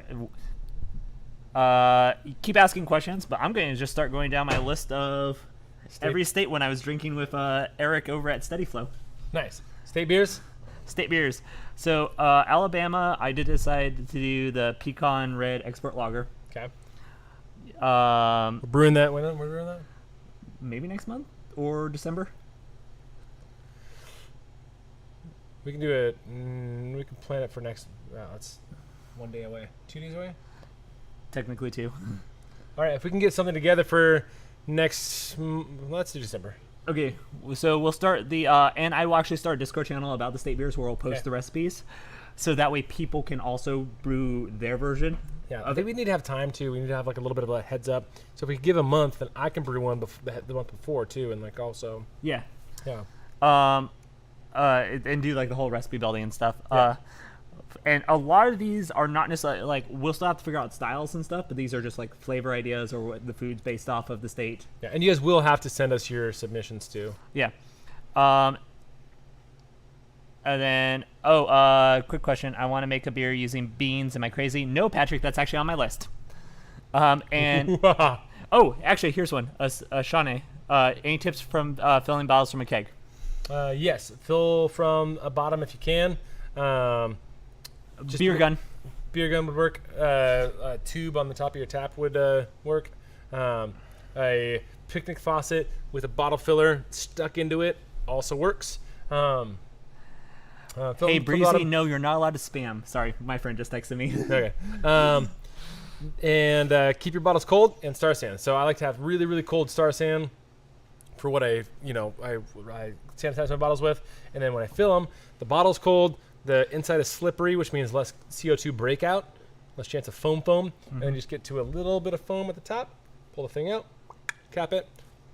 Yep, and then oxygen absorbing cap. Honestly, Funky, I think the reason that hard teas are so popular is the same reason seltzers are popular. It's another option for people that don't like beer. Yeah. That's exactly it. It's a easy, quick drinking. Yep. It's got alcohol in it. My favorite kind of teas though are tea. And I actually do have like a little if you are bottling from a keg, also do have like just a tap that's CO2, just to quick purge your bottle. That will help a lot. An O2, an oxygen absorbing crown cap, it's going to do a pretty good job too. So that's a good commodity to have. That CO2 did. And when I had my keg rate, I did the exact same thing. So I had one of my lines, like in steady flow, was the CO2 line. Yeah. So definitely good. And honestly, if you open up a tap room, that's actually you're doing kegs. That's or growler fills. That's a good option anyway. Yeah. And then, why are so many beer guards mixed firms have an upcoming comp BGC guidelines, not mixed firm? I can't say why. Because I don't think anyone in Spokane's done a mixed firm beer guard. Tim has. Well, because Tim's crazy. Sure. So beer guard is a traditional, French farmhouse style, and the mixed firm just kind of gives you that old world flavor. If you are able to manipulate all the other flavors of the beer, then that old world kind of farmhouse vibe fits really, really well. But it's not needed. Yep. And again, questions about bottling or canning from kegs. Adam is kind of our resident expert, I would say. Yeah. Because he does that on a homebrew scale on a regular basis. Oh, Adam, while you're here, what do you use to make your labels? Oh, yes, Matt, I will grab a Discord link real quick, or Adam or Jimmy can also throw it in there, but I will. Picnic faucet with a bottle filler wand. Yeah, that is a thing, and it's super, super easy. 34 milliliters 5. Do you oak beer? I oak beer all the time. You can ferment. Yeah. Oak's it's a more versatile thing than you think, and a lot of the things that are produced with oak just being in the beer are actually positive for long-term aging. So even just fermenting on oak, if it's not a long-term aged beer, can be very, very helpful. Mm-hmm. Awesome. So so they're now discussing some of their tips on the bottling, but we can go into our list. Yeah. While they discuss, and I will keep an eye out. So for Alaska, I said juniper. Makes sense. Because that's what I think of Alaska is that trees, the juniper. Yeah, and the state capital of Alaska is Juneau. Yeah. Yep. Arizona, I said a churro lager, like just a nice, light, easy drinking beer. Yeah, you can't pronounce that without saying the though. It's a churro. I spent time in Mexico City, and they made fun of me for the fact I can't speak any Spanish. Churro. Arkansas, we did figure out is going to be I'm again, these are just proposes. Is a blackberry French saison. Black cobbler French saison. Oh yeah, blackberry cobbler. Little cobbles. Yep. And Matt, no problem. And then California, blood orange Cali common. I like that. It was either there or almonds, and I was like, no, I want to do blood orange. Yeah, or avocados. That's another weird one from I've brewed with avocados. By the way, they're terrible to use as brewing. No, I was trying to do something that's that's passable for people. Well, there's enough there's enough other weird ones that are not going to be passable. By the way, bonus points to anybody who brews these beers with the state fish. And then Colorado, we're doing that's the Rocky Mountain oyster. Rocky Mountain. What? You know what Rocky? Yeah. So a little bit of bull testes. So Adam goes gotprint.com for my labels. Nice. And then Connecticut, I said Snickerdoodle. They actually are like one of the only states that have a state cookie. Nice. I like that. Delaware, saltwater taffy. Okay. Because of the boardwalk and all that. Yeah. Florida, key lime pie. That makes a lot of sense. Georgia, we got our peaches. Millions of peaches. No.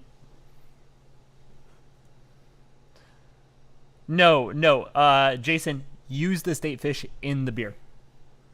Yes. It's got to be in. Yeah, it's you got to put the fish in the beer. 100%. Funky, that's Idaho, which we're getting to. Hawaii or Spam rice lager, or Spam rice lager. Pineapple. I like that actually. So yeah, like a classic Spam dish, but into a rice lager. Yeah. I like because there's such a large Asian or Pacific Asian population, and they love Spam. Well, I'm thinking of the rice lagers. Yeah. Yep. Idaho is a potato beer, which I'm hoping to do 100% without grain. That'd be fun. Difficult, but fun. I figured that would be a fun for Idaho. Even though Washington style. Even though Washington produces more. The weird thing about that is I don't know if here we could legally brew 100% non-grain beer. It's a starch. I know, but the way the law is written, which is stupid, by the way. Laws are stupid. Yeah. The way the law is written, I don't know if legally we can brew a non-grain beer.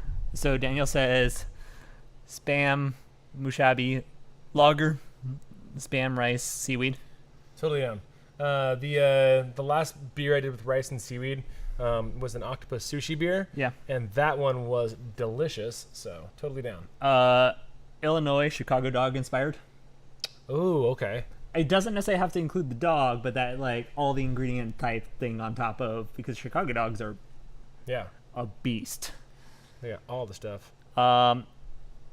Indiana, a session vanilla milk stout. Okay. Iowa, either a s'more or cream corn lager. Vote in the comments. I'm leaning cream corn. Yeah. I don't know. I'm leaning cream corn. Kansas is plum. Okay. Kentucky is we have to do a Kentucky common mint julep. Yeah. Oh, that'd be really good. Oh, man. I'm already thinking like barrel agedness, whiskey. Oh, yeah. That sounds so good. On a Kentucky common? Damn, that's just a good combination. Okay, so the bladed vixen, which I think I know who the bladed vixen is based off just that username. I didn't even see that. Oh, yeah. Cream corn. Yeah. It's gone. And then Louisiana. So there's two options. One's going to make you very happy. Okay. I'm going to give you the one that's not going to make you as happy first. And then I can guess the one that makes me happy. So first one is a King's Cake Stout. No idea what that is. So King's Cake is actually it's a Mardi Gras. It's a popular cake where they actually hide like a toy baby in it. Okay. Like a little like plastic baby and stuff, and like if you find it, that's the good luck and stuff. Yeah. The other one, can you guess? Did Jason Rose just guess it? Yep. Crawfish boil? Yep. Oh, that would be. I would love that so much. Crawfish boil beer? Yeah. I know the exact light lager and everything I would put into a crawfish boil beer right now off the top. Yeah. Like it's gonna be the best michelada. I love micheladas. It's a corn lager. It's a corn lager. Hell yeah! It's gonna be the best michelada beer that you've ever had. Like, and I love micheladas. Oh, it sounds so good. Yeah. So we actually we might do that. Might be one of those ones that we do side by side boils or brews. Mm-hmm. Because like the king cake is very classic New Orleans. Yeah. Okay. We can give people options too, because we're making everyone's going to be brewing these with us, right? I'm going to post the recipes. Everyone has the option to brew these with us. And then they're going to send them to us. And so if I get like 5 or 6 like awesome michelada based beers and then like 1 or 2 like King's Cake or whatever the other one was, like the the worst one, then my day is made. Yep. And then Maine is our classic lobster beer. Classic lobster beer. We're the only people that can say classic lobster beer. No, just our classic lobster beer that we do. Maryland is going to be our Old Bay crab. Okay. Oh, nice. Damn, back to back to back. We actually have 2 crab beers. Okay. Massachusetts is our Boston Tea Party. Nice. That's smart. And we're going to do an English style beer. Love it. With tea. Yeah, of course. Yeah. Michigan is fudge. Okay. Minnesota is some sort of heavily Nordic inspired. Okay. So that's going to probably be our Norwegian. I do shrimp and grits. We're getting there. I'm keeping that there. Mississippi is our black eyed peas. Okay, nice. Like that. Missouri. This is something I learned while I was also there. Toasted ravioli. What? It's a thing? That's their state food. Everywhere has it. Like it is. I didn't eat any. I missed the opportunity. Damn. Okay. Oh, cool. Flying Dog has their Dead Rise series of Old Bay beers. Send us some. Hell yeah. Montana, good old steak. Steak beer. Oh man, that's a hard one to do. I know. That's gonna be good. I know, but it's there. You can't do anything. It's gonna be a nice, good. It's gonna be a barley steak beer. All right. Yeah. It's fun to conceptualize. Nebraska is gonna be our chili. Nice. Okay. I love chili. Nevada, a neon-colored sour cocktail beer. Oh, that's such a good idea.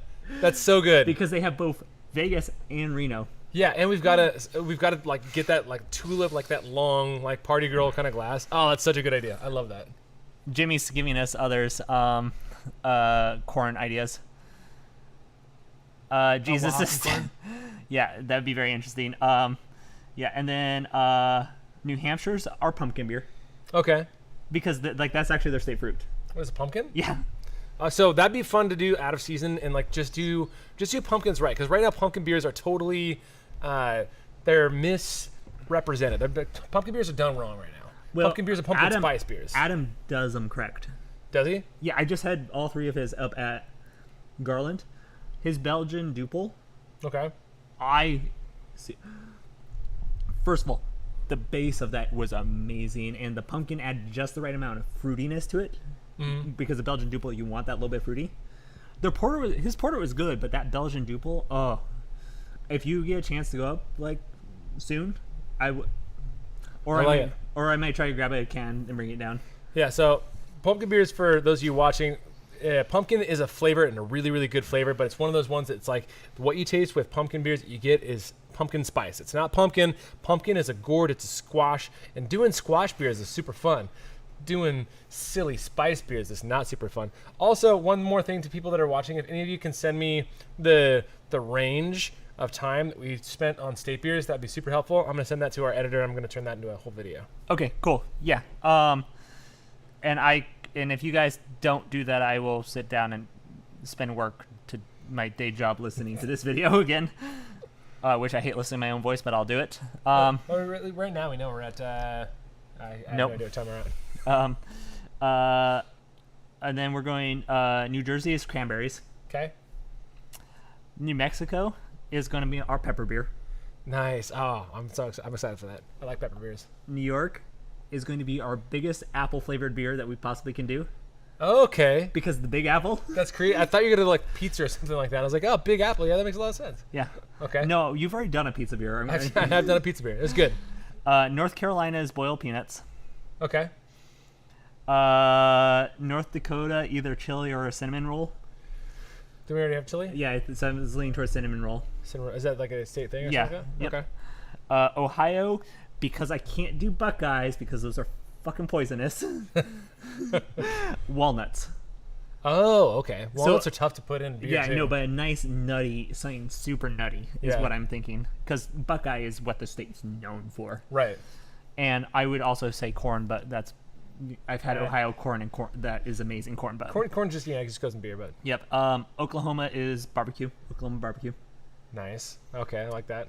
Oregon is a berry IPA with Willamette hops. Fair. Okay. Because you have to use Willamette hops. Right. And then you probably got to use like white yeast or something like that. Yep. And yeah, no. When I'm saying chili, I'm thinking green chili. The green chili, right? Yeah. The hatch chili. Yep. Hazelnut. Okay. But I was like, it's Oregon. They're also a big IPA location, and we don't have many IPAs on this list. I think we're going to avoid a lot of IPAs. Yeah. So I have two guaranteed IPAs, which is Oregon and Washington. Yeah. Pennsylvania. Hershey Chocolate Amber Lager. Hershey, Pennsylvania. Man. Well, okay. no, and also Younglings is from... It's Amber Lager. Yeah, that's where you get the... Yeah. Yuenglings is a fun. That's a really fun like style of beer to make. Like if you do a Yuenglings clone, that's one of the few clones that I recommend to like newer homebrewers, because Yuenglings specifically is attainable but a very good flavor. Yep. So Virginia, we're getting there. We're getting to some of these. I like the suggestions. Rhode Island is going to be calamari. Okay. That's actually like their state food. Squid beer. Yeah. We got to dress up for that one.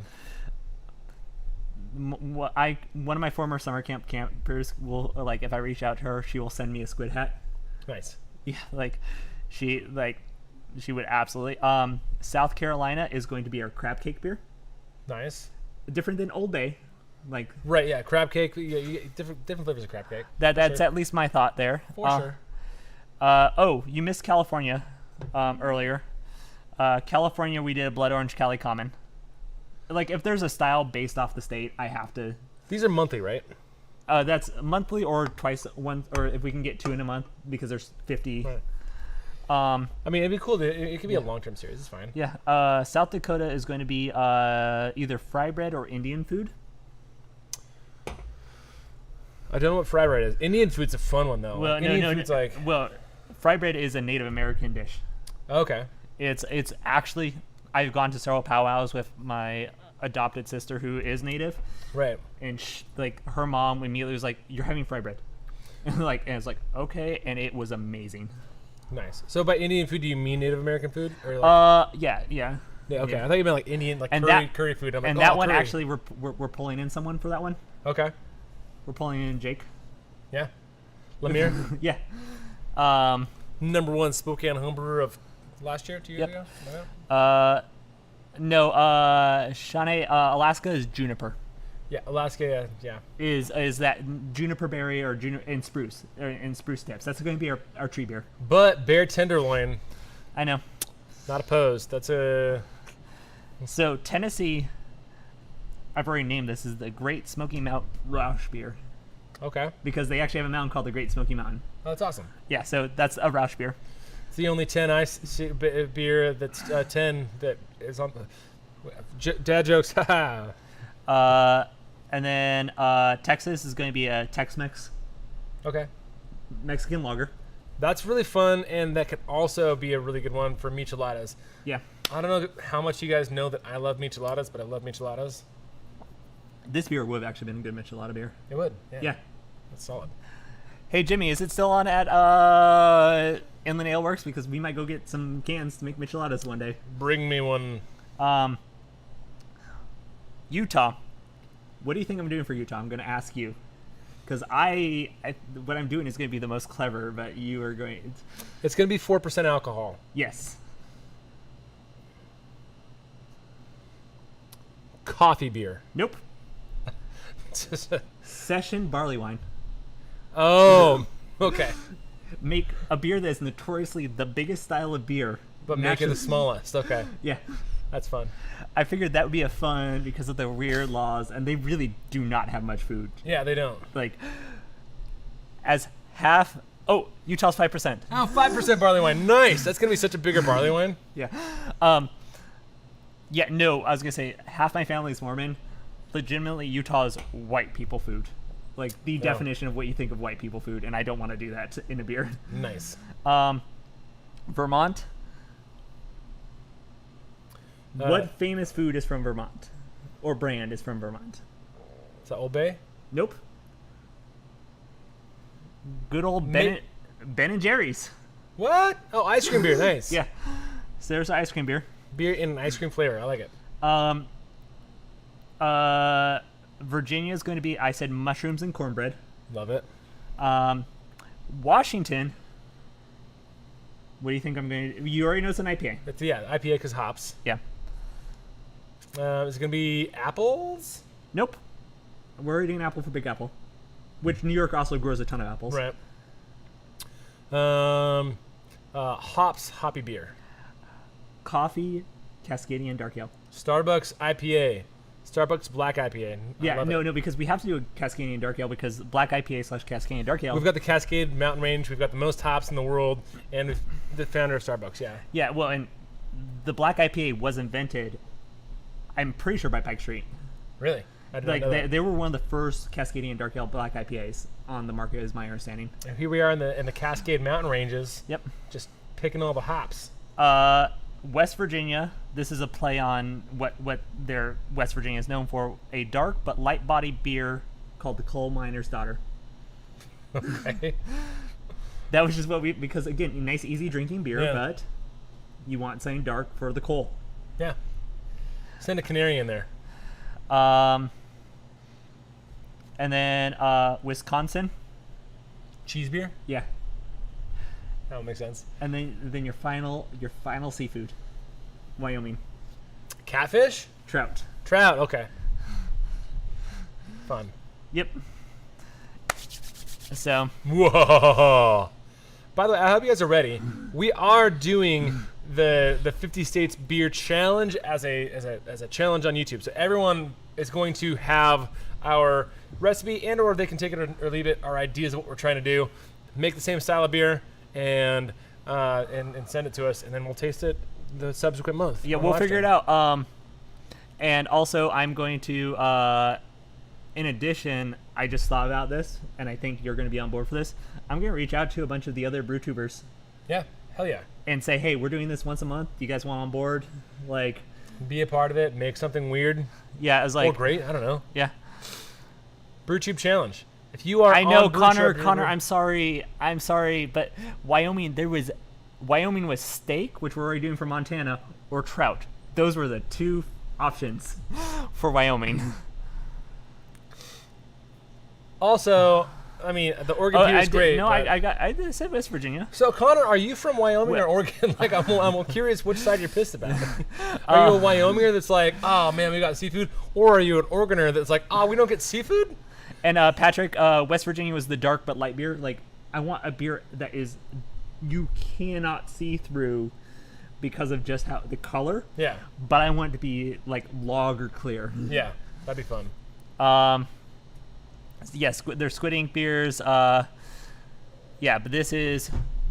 I got decently tipsy at Steady Flow with Eric, and me and him went through this whole list, and I like it. I'm on board. I think it's gonna be really, really fun. And again, I know it's not every beer is a fish beer, but there's some other really weird ones, and then there's and you always get bonus points for adding your state fish to your beer. Like that's just that's a given. Like if you do the beer style with your state fish in it, like. Jimmy, I would love to do a hemp, but he's from Oregon. He wants the fish beer. Oh, that's awesome. I know. No, Jimmy, Black Label got into a ton of trouble for having a hemp beer. Yeah, the hemp is still one of those weird laws that you can't really get around. Yeah, no, I was like, oh. And even Colorado can't have hemp beers. Yeah. Show. What's that super black extract malt that doesn't add flavor? That's a Maltofirm. Maltofirm is. I haven't seen Maltofirm around in a while though. No, I haven't either. Schwartz beers. Again, anything. As soon as you say there's hemp in it, the state authorities and the federal authorities don't care what part of it. They just don't care. Yeah, it's for us being Washington, just be kind of like new. We just. So Taylor, this is a great question that we've got. We've on previous ones, but I will dive straight into this as someone who's working on a very small system right now. 2 to 3 barrel is where you want to start. Yeah, because then you're not brewing. It's the good crossover between cost efficiency and labor. Yeah. And labor efficiency. Because and that also includes your mash tun size. That's the big one. Yeah. Because at No Drought where I work, we have a 1 barrel system, and I can do a 2 barrel, but then I have to double batch into the 2 barrels. So my 6-hour brew day turns into an 8 to 9 hour brew day. Yeah. And I'm lucky because we have some contract brews for some of the beers I don't like to make. Yeah. And stuff, but it's that also help out with production, so I'm not having to be in there every day brewing because our brew space is our tap room space. Yeah. Contract brewing also is a great option for smaller breweries. Yeah. If you want to start by doing what we do, which is being able to make whatever you want. Well, and technically, you expand guys it. did contract brewing for a while too. Yeah. Because you contract brewed with the steel barrel. So I used to, I owned a steel barrel downtown, 7-barrel system, and we would contract the steel barrel to make our beers. And it's nice to every once in a while have that one big batch, but then have a lot of little batches. We like to experiment all the time, and so just being able to make whatever we want was really, really important. Yep. And then John, we're actually going to be doing some other nut beers, but I've seen some other. Pecan is a very common nut to use. There outside of peanut butter, but pecan. Yeah, pecan is probably the second most common after peanut, or is it? No, they're about the same, I'd say. Yeah, I'd probably say they're pretty close. Pecan's easier to use, honestly, than peanut butter. Peanut butter. That's why we're starting off actually with a softball of the pecan red. Yes, I know you want to do your green tomato. That'd be so fun. We still might do a side by side. We could do a side by side of that. We can double up. Yeah. We can. So we're doing State 1 starts in December. We'll see how good we get into a system if we can start doing 2 a month. But I do like the idea of doing State 1 in December, giving me some time to kind of like create a little bit of a lead time and like make a video around it and stuff like that. Well, and that's also where we can me and Peter can really figure out the recipe. Yeah. And scale it. Have a couple of different sizes. For you guys, and then follow the recipe or make your own. So we'll have the way to. Are we gonna make State 1 recipe next week? Is that the idea? Yeah, we can do that next week. Okay. So next week we'll break down the State 1 recipe next Sunday. Because November is also going to be heads up. November is going to be a truncated month for us. Yeah. Because we're only going to have 3 live streams. I'm going to be gone at least one of them. With Thanksgiving week, I'm going to be gone Thanksgiving. Yeah, I think it's maybe all. Yeah, because we'll have the 5th or the 6th, the 13th. The 13th is I'll be coming back from Boise. So you might just get a Matt on his phone live stream. Sure. The 20th. So it's not Malta Firm. Thinking of it's a product from Wireman. CJ. I made a video on it years back. I don't remember that one then. Yeah. Oh yeah. Yes, absolutely. Send us macadamia nuts. Yes. Yeah. First of all, send us macadamia nuts because I love macadamia nuts. And they're good for you. Yeah. In small quantities, they produce free testosterone, which is good. Oh, they're saying it's Cinnamar. Oh, okay. I don't use that. Joe, I've never really played with the Belgian candy sugars. I will ask. Oh,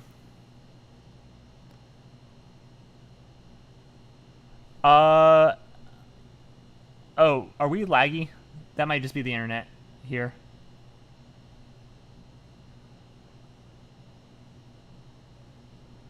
Oh, tagging, yeah, no. Yep, so sorry. I misunderstood. Yeah, I haven't my buddy Bruce just did a Belgian beer that he did it during the boil, I think. Well, he turned off the boil and then added them. So ooh, I like the idea of doing an American Light Lager.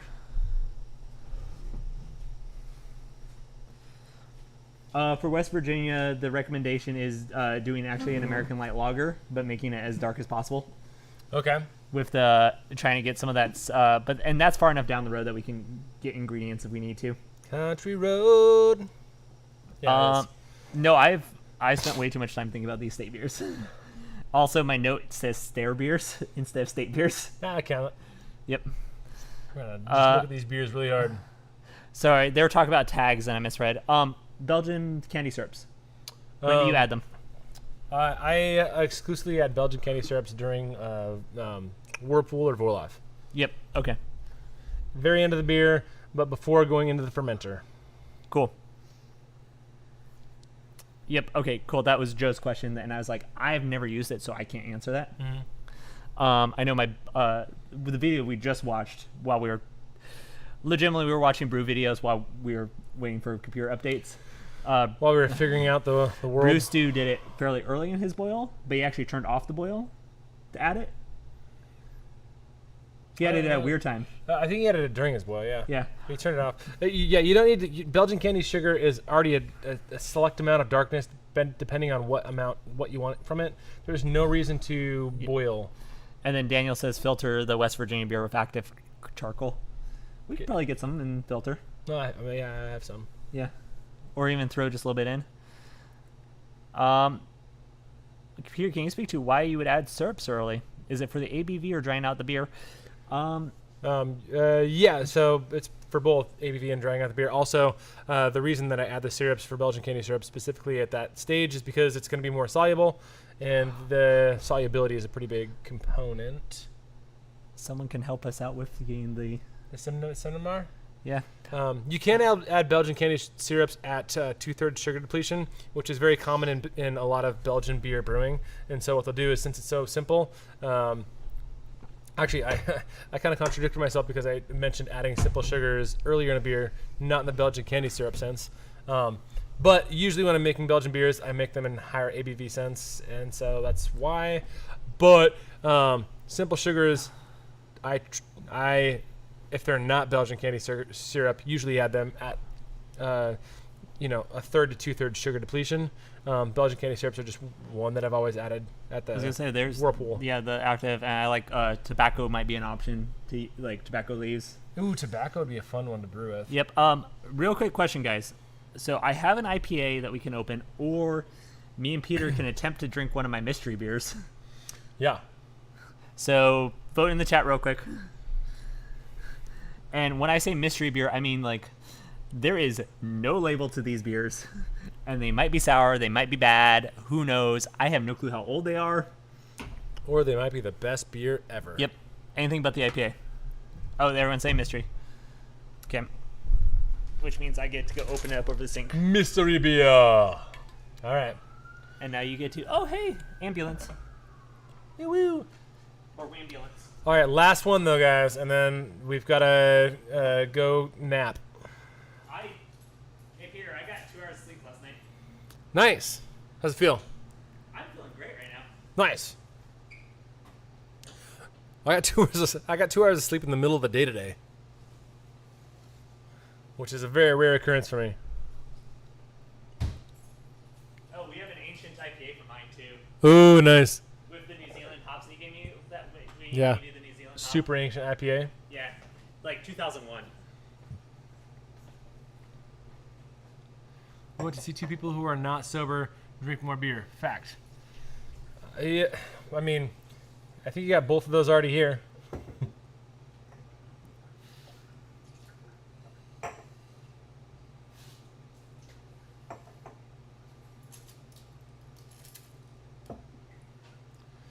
Jimmy says he thinks he's seen some discussions on cold steeping some super dark roasted malts and then boiling them down to make them super, super condensed in our own coloring product. I would theorize that would hyper acidify the product, but I don't know for sure. I'm wondering if there's a way to buffer out some of the acid components, not knowing what all acids are in roast malts. Just know they are acidic. That'd be a fun experiment to play around with. Like, what's the best way to reduce those cold steeped dark malts and then get out the harsh astringent acids? Sorry, there's sediment. Yeah, got a little. Do you want the cleaner? Oh, that's good. Okay. After I stick my finger in it, you want to switch? When be the first time that I've tasted your finger? It's true. Is it true? I don't know. At this point in time, me and you are close enough. It just sounds good. I was gonna say, at this point in time, like, I've gotten text messages from your wife saying, "Oh, we're going here." Yeah. Like, guess you're still here. Gonna grab a little wee heavy. Do it. Yeah, it's unanimous. Yep. Patrick Sandy, I have an idea for my West Virginia beer that doesn't involve Cinnamar. Nice. So yeah, we'll start this. I will maybe tonight, depending on how much I crash when I get home. Yeah. So the reason I got 2 hours of sleep last night is because I went to a murder mystery party last night. Fun. Did you win? No. Were you the murderer? No. Oh. I was the hip reverend. The hip reverend. I did make everyone say grace during dinner. Nice. Which involved me driving between 2 breweries, reciting grace over and over again while I drove. But then it actually turned into one of my good friends' engagement party. My friend that was hosting it, her boyfriend, now fiance, proposed to her. That's cute. And then we all hung out and played games afterwards until like 4 a.m. And then I was like, I need to go home. Yeah, I gotta work in the morning. I have to go make beer. Ben Best, love your channel from Australia. Cheers, Ben Best. Hey, we got a bunch of Aussies today. John McLaughlin, I've made bourbon mash several times. Anyone tried to turn high corn mash into something that's not Budweiser? Yeah, no, there's a... so the beer that we drink on the video that wasn't a live stream, we're trying to start clearing out our beer fridge. Which we've done a good job now. We've done a good job. So the one that also, for video purposes, real quick, if you do send beer, mark it Matthew or Matt. Yeah, I don't know what to do. But the one that said Jim Beam mash, I think it said Jim Beam mash. Yeah. That one was Jim Beam mash. So it was high corn, like 80% corn. Yeah. And that was actually pretty good, if I remember correctly. Really good beer. Yeah. Watch that video if you haven't already. But yeah, no, I was going to say, label, and mostly it's not so that way Peter deals with it. It's because the rest of the employees here know what to do with it. Yeah. Because we've trained the rest of the employees to know that if it says Matt, it goes into the beer fridge. And I haven't trained my employees at all. It's actually, that's a statement of fact. I was gonna say, it's like, hey, you want to work here? What can you do? All right, yeah, go. Yeah, no, I was gonna say we have an awesome cast of employees here, and occasionally Warren might sneak a beer or two out of the beer fridge, but I know the rest of them don't. But they all do really cool stuff. Basically, my bossership mentality is, hey, can you do stuff? Do you want to do whatever you want to do? And then it'll be good for here. All right, cool. And then when we do actually dive into each state beer, that the other thing I'm going to research is what beer is like the most popular beer in each state, like craft beer.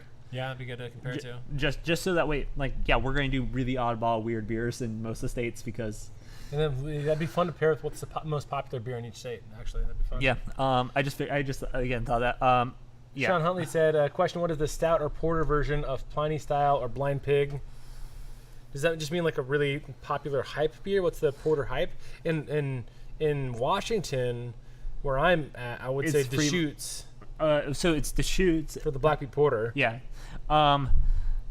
And they're actually, they have a barrel-aged Blackbeard Porter, I think. Yeah. That's the one that's the huge hype.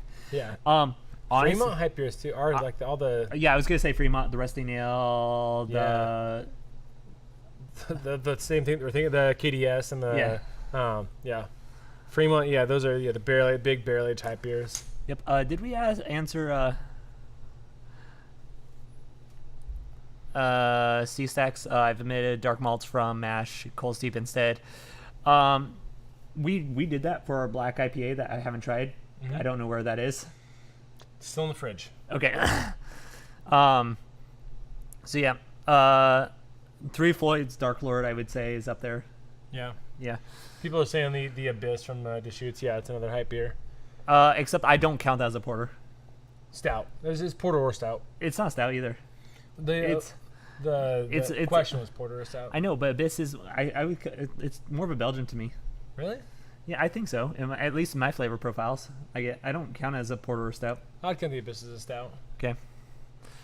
But the Abyss is one of those ones that, like, I remember Abyss back when I saw the display on Yolks, and Abyss was an $8.22. Okay, it is a barrel aged stout, so yeah. I'm wrong. I get more fruity notes, so that's why I don't think of it. It changes year to year. There's definitely some that are more like that. And Daniel, not Irish Death. I don't think that's a hype beer. I just think that is like the most popular.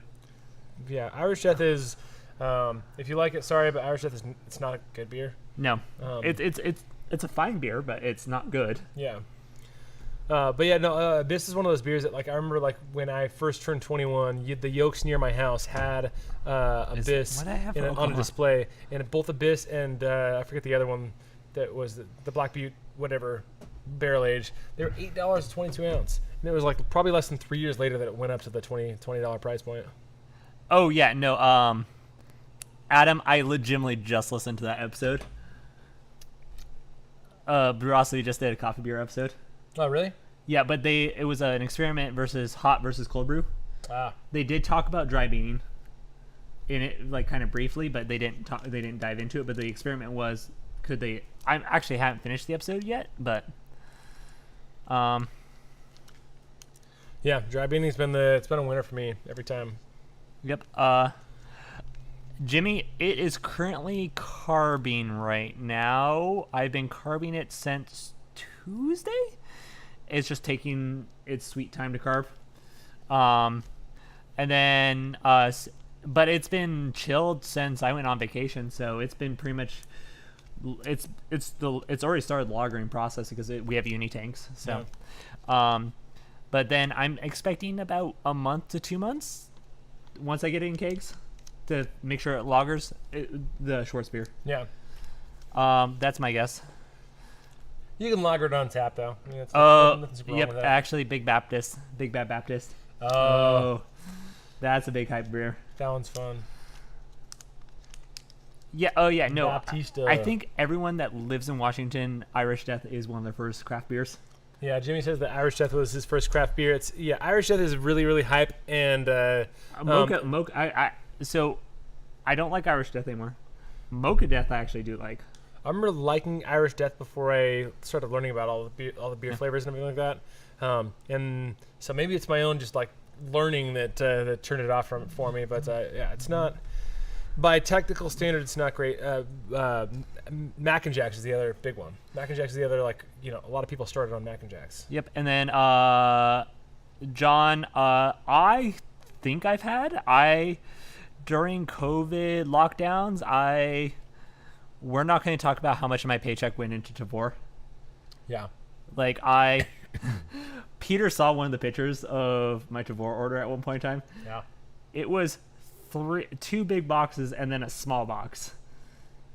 And yeah, there's still beer. That's actually what I need to do, is I need to start bringing in some of my random beers I have. Well, I think what needs to happen is everyone watching right now needs to go on to Tavour's Instagram and tell them to send us more beer because you loved our video about how we talked about Tavour. And I wasn't on that video. And so you got to be one of those people that goes on to Tavour and be like, Well, no, I was going to say, you guys need to tell us so that way I can do the tasting video now. Yeah, we've gotten 2 different Tavour boxes. So you Tim did one, Ryan did one. Yeah. I haven't done one with you yet. Yeah, so help make them send us some stuff. Say, hey, we need to pimp out Tavour some more. If we're already doing it, we might as well just like get free beer from them, right? It's my idea. Yeah, well, I have a friend that lives over in Seattle, and Tavour is really dangerous for her because she drives and picks up the beer. Oh. She doesn't even have to wait for shipping. They just text her when the order's ready, and she just picks it up. That is dangerous. Okay. Any last minute when sober brew pubs. Couldn't find like me remembering names. One place had great wings. I couldn't say. What was that? I was gonna say also, if we're gonna talk about Washington hype beers, we have to mention African Amber. I already did. Mac and Jack's African Amber. Yep. And Mac and Jack's makes a really good beer outside of the African Amber, in my opinion. That's a lot of people's first beer, or at least it was. I think it's a lot less common that's people's first beer.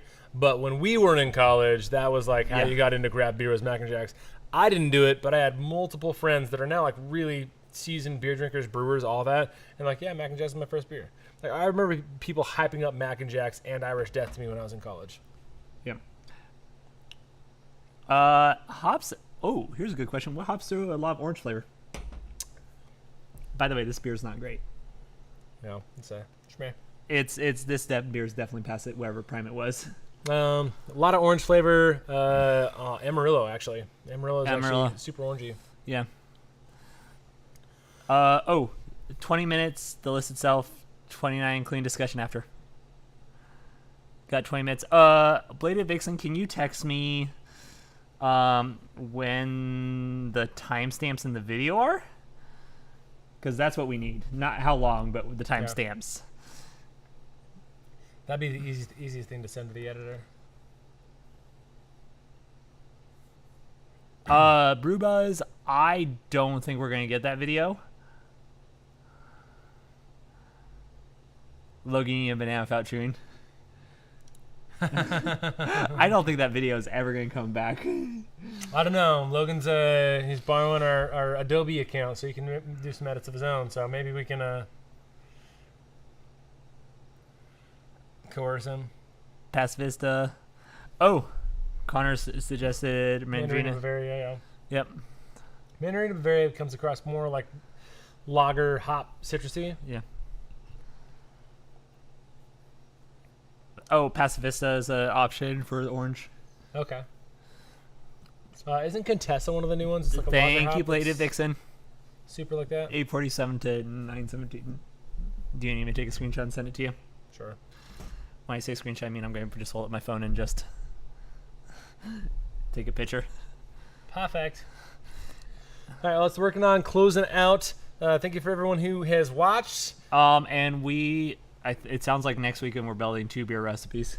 Okay. Because we're going to figure out what we're going to do with the green potato. Green potato? The fried green tomato. Tomato. Gotcha. Okay. Yeah. 2 beer recipes. All right. Next week we'll be building 2 beer recipes. We are going to plan on starting the State Beer Challenge. So tune in next week. State Beer Challenge starts on December. We'll have a recipe for you to guideline yourself. You can do whatever you want. For the start is going to be December. Hey Patrick, I actually just brewed an orange blossom honey braggot. Nice. For Braggot Fest, that's next weekend. And John, legitimately in Spokane, there's too many to name. Good campsites within 25 miles. Like that's like all outside Spokane. If you're going for here, Liberty Lake Regional Park, it's probably the closest. That might be close. Which I never. I've camped there when I was a teenager, but I never camped there because my bed is 5 minutes from that place. Yeah. So it's like, why camp when I can just go? Yeah, anytime you want. Nomad, play with malic acid in beer. Yes, we have. It is aggro, but sometimes in a good way. And yes, we are doing alphabetical order. Alabama, Alaska, Arizona. And Sean, no, I would never brew an off-flavor beer for my enemy. Now, that is saying... Waste of beer. Saying, hey, send a, tell us and comment on videos if you want us to do an off-flavor actual beer tasting event. Yeah, buy the off-flavor kit and do that stuff. Yeast and the Beast? Sounds like a good night. 4 beers and 3 whiskeys deep. Sounds like 2 more whiskeys than that. Oh, anyone brewing for Learn to Homebrew Day in the chat? We are. Yeah. On November 5th. I don't know if there will be a stream. Yeah, we are going to live stream Learn to Homebrew Day. Oh, I have to actually make a real beer that day. We'll be here with the Inland Brewers Unite, Spokane Homebrew Supply. I will at least start off with the live stream because I figured I'm here. I should probably start off. Yeah, I think we're going to be starting at 9 a.m. Which means we can start the video at 8:30, 8:45. Yeah. Which means I can go turn on my hot water and then go brew. Yeah. Because I have to... What am I brewing next? Yeah, no, I'm double batch demo. Yeah, I have double batch next weekend too. Ooh. Fun. So, where is Tim a new bingo card now? Yeah, probably. Tim is taking care of himself. Yes. That's Tim is taking care of himself. Jason Rose, drink my bad beers. They are a punishment for failure. I drink my bad beers. They are a punishment for failure. That's a good way to put it. Yeah. Check out all our social medias. I know that this is in the comments, but Bear Puncher Brews is on me. Instagram. Genus Peter, Genus Media, Genus Beer. The Discord links Miler. up in the chat somewhere. Yep. yeah, I'm glad that everyone could join. I'm glad that we had a fun time. The state beers, I am now way more excited now that I saw Peter's face light up, like, for most of them. Yeah, there's a few that they're gonna be fun. I mean, there's some you just gotta get to and just like, I gotta be creative. Oh my God, Jimmy, you're awesome. Super moderator. Yeah, no, we've done a couple off flavor tastings in Spokane. I think that if we do a video of it, we're gonna have to actually invite some homebrewers and brewers in. By the way, and maybe just have a table and just the microphone set up along the table. Yeah. For Halloween, my wife was a pumpkin, and I was Peter. I just got that. That was real. We're ending stream now. End stream.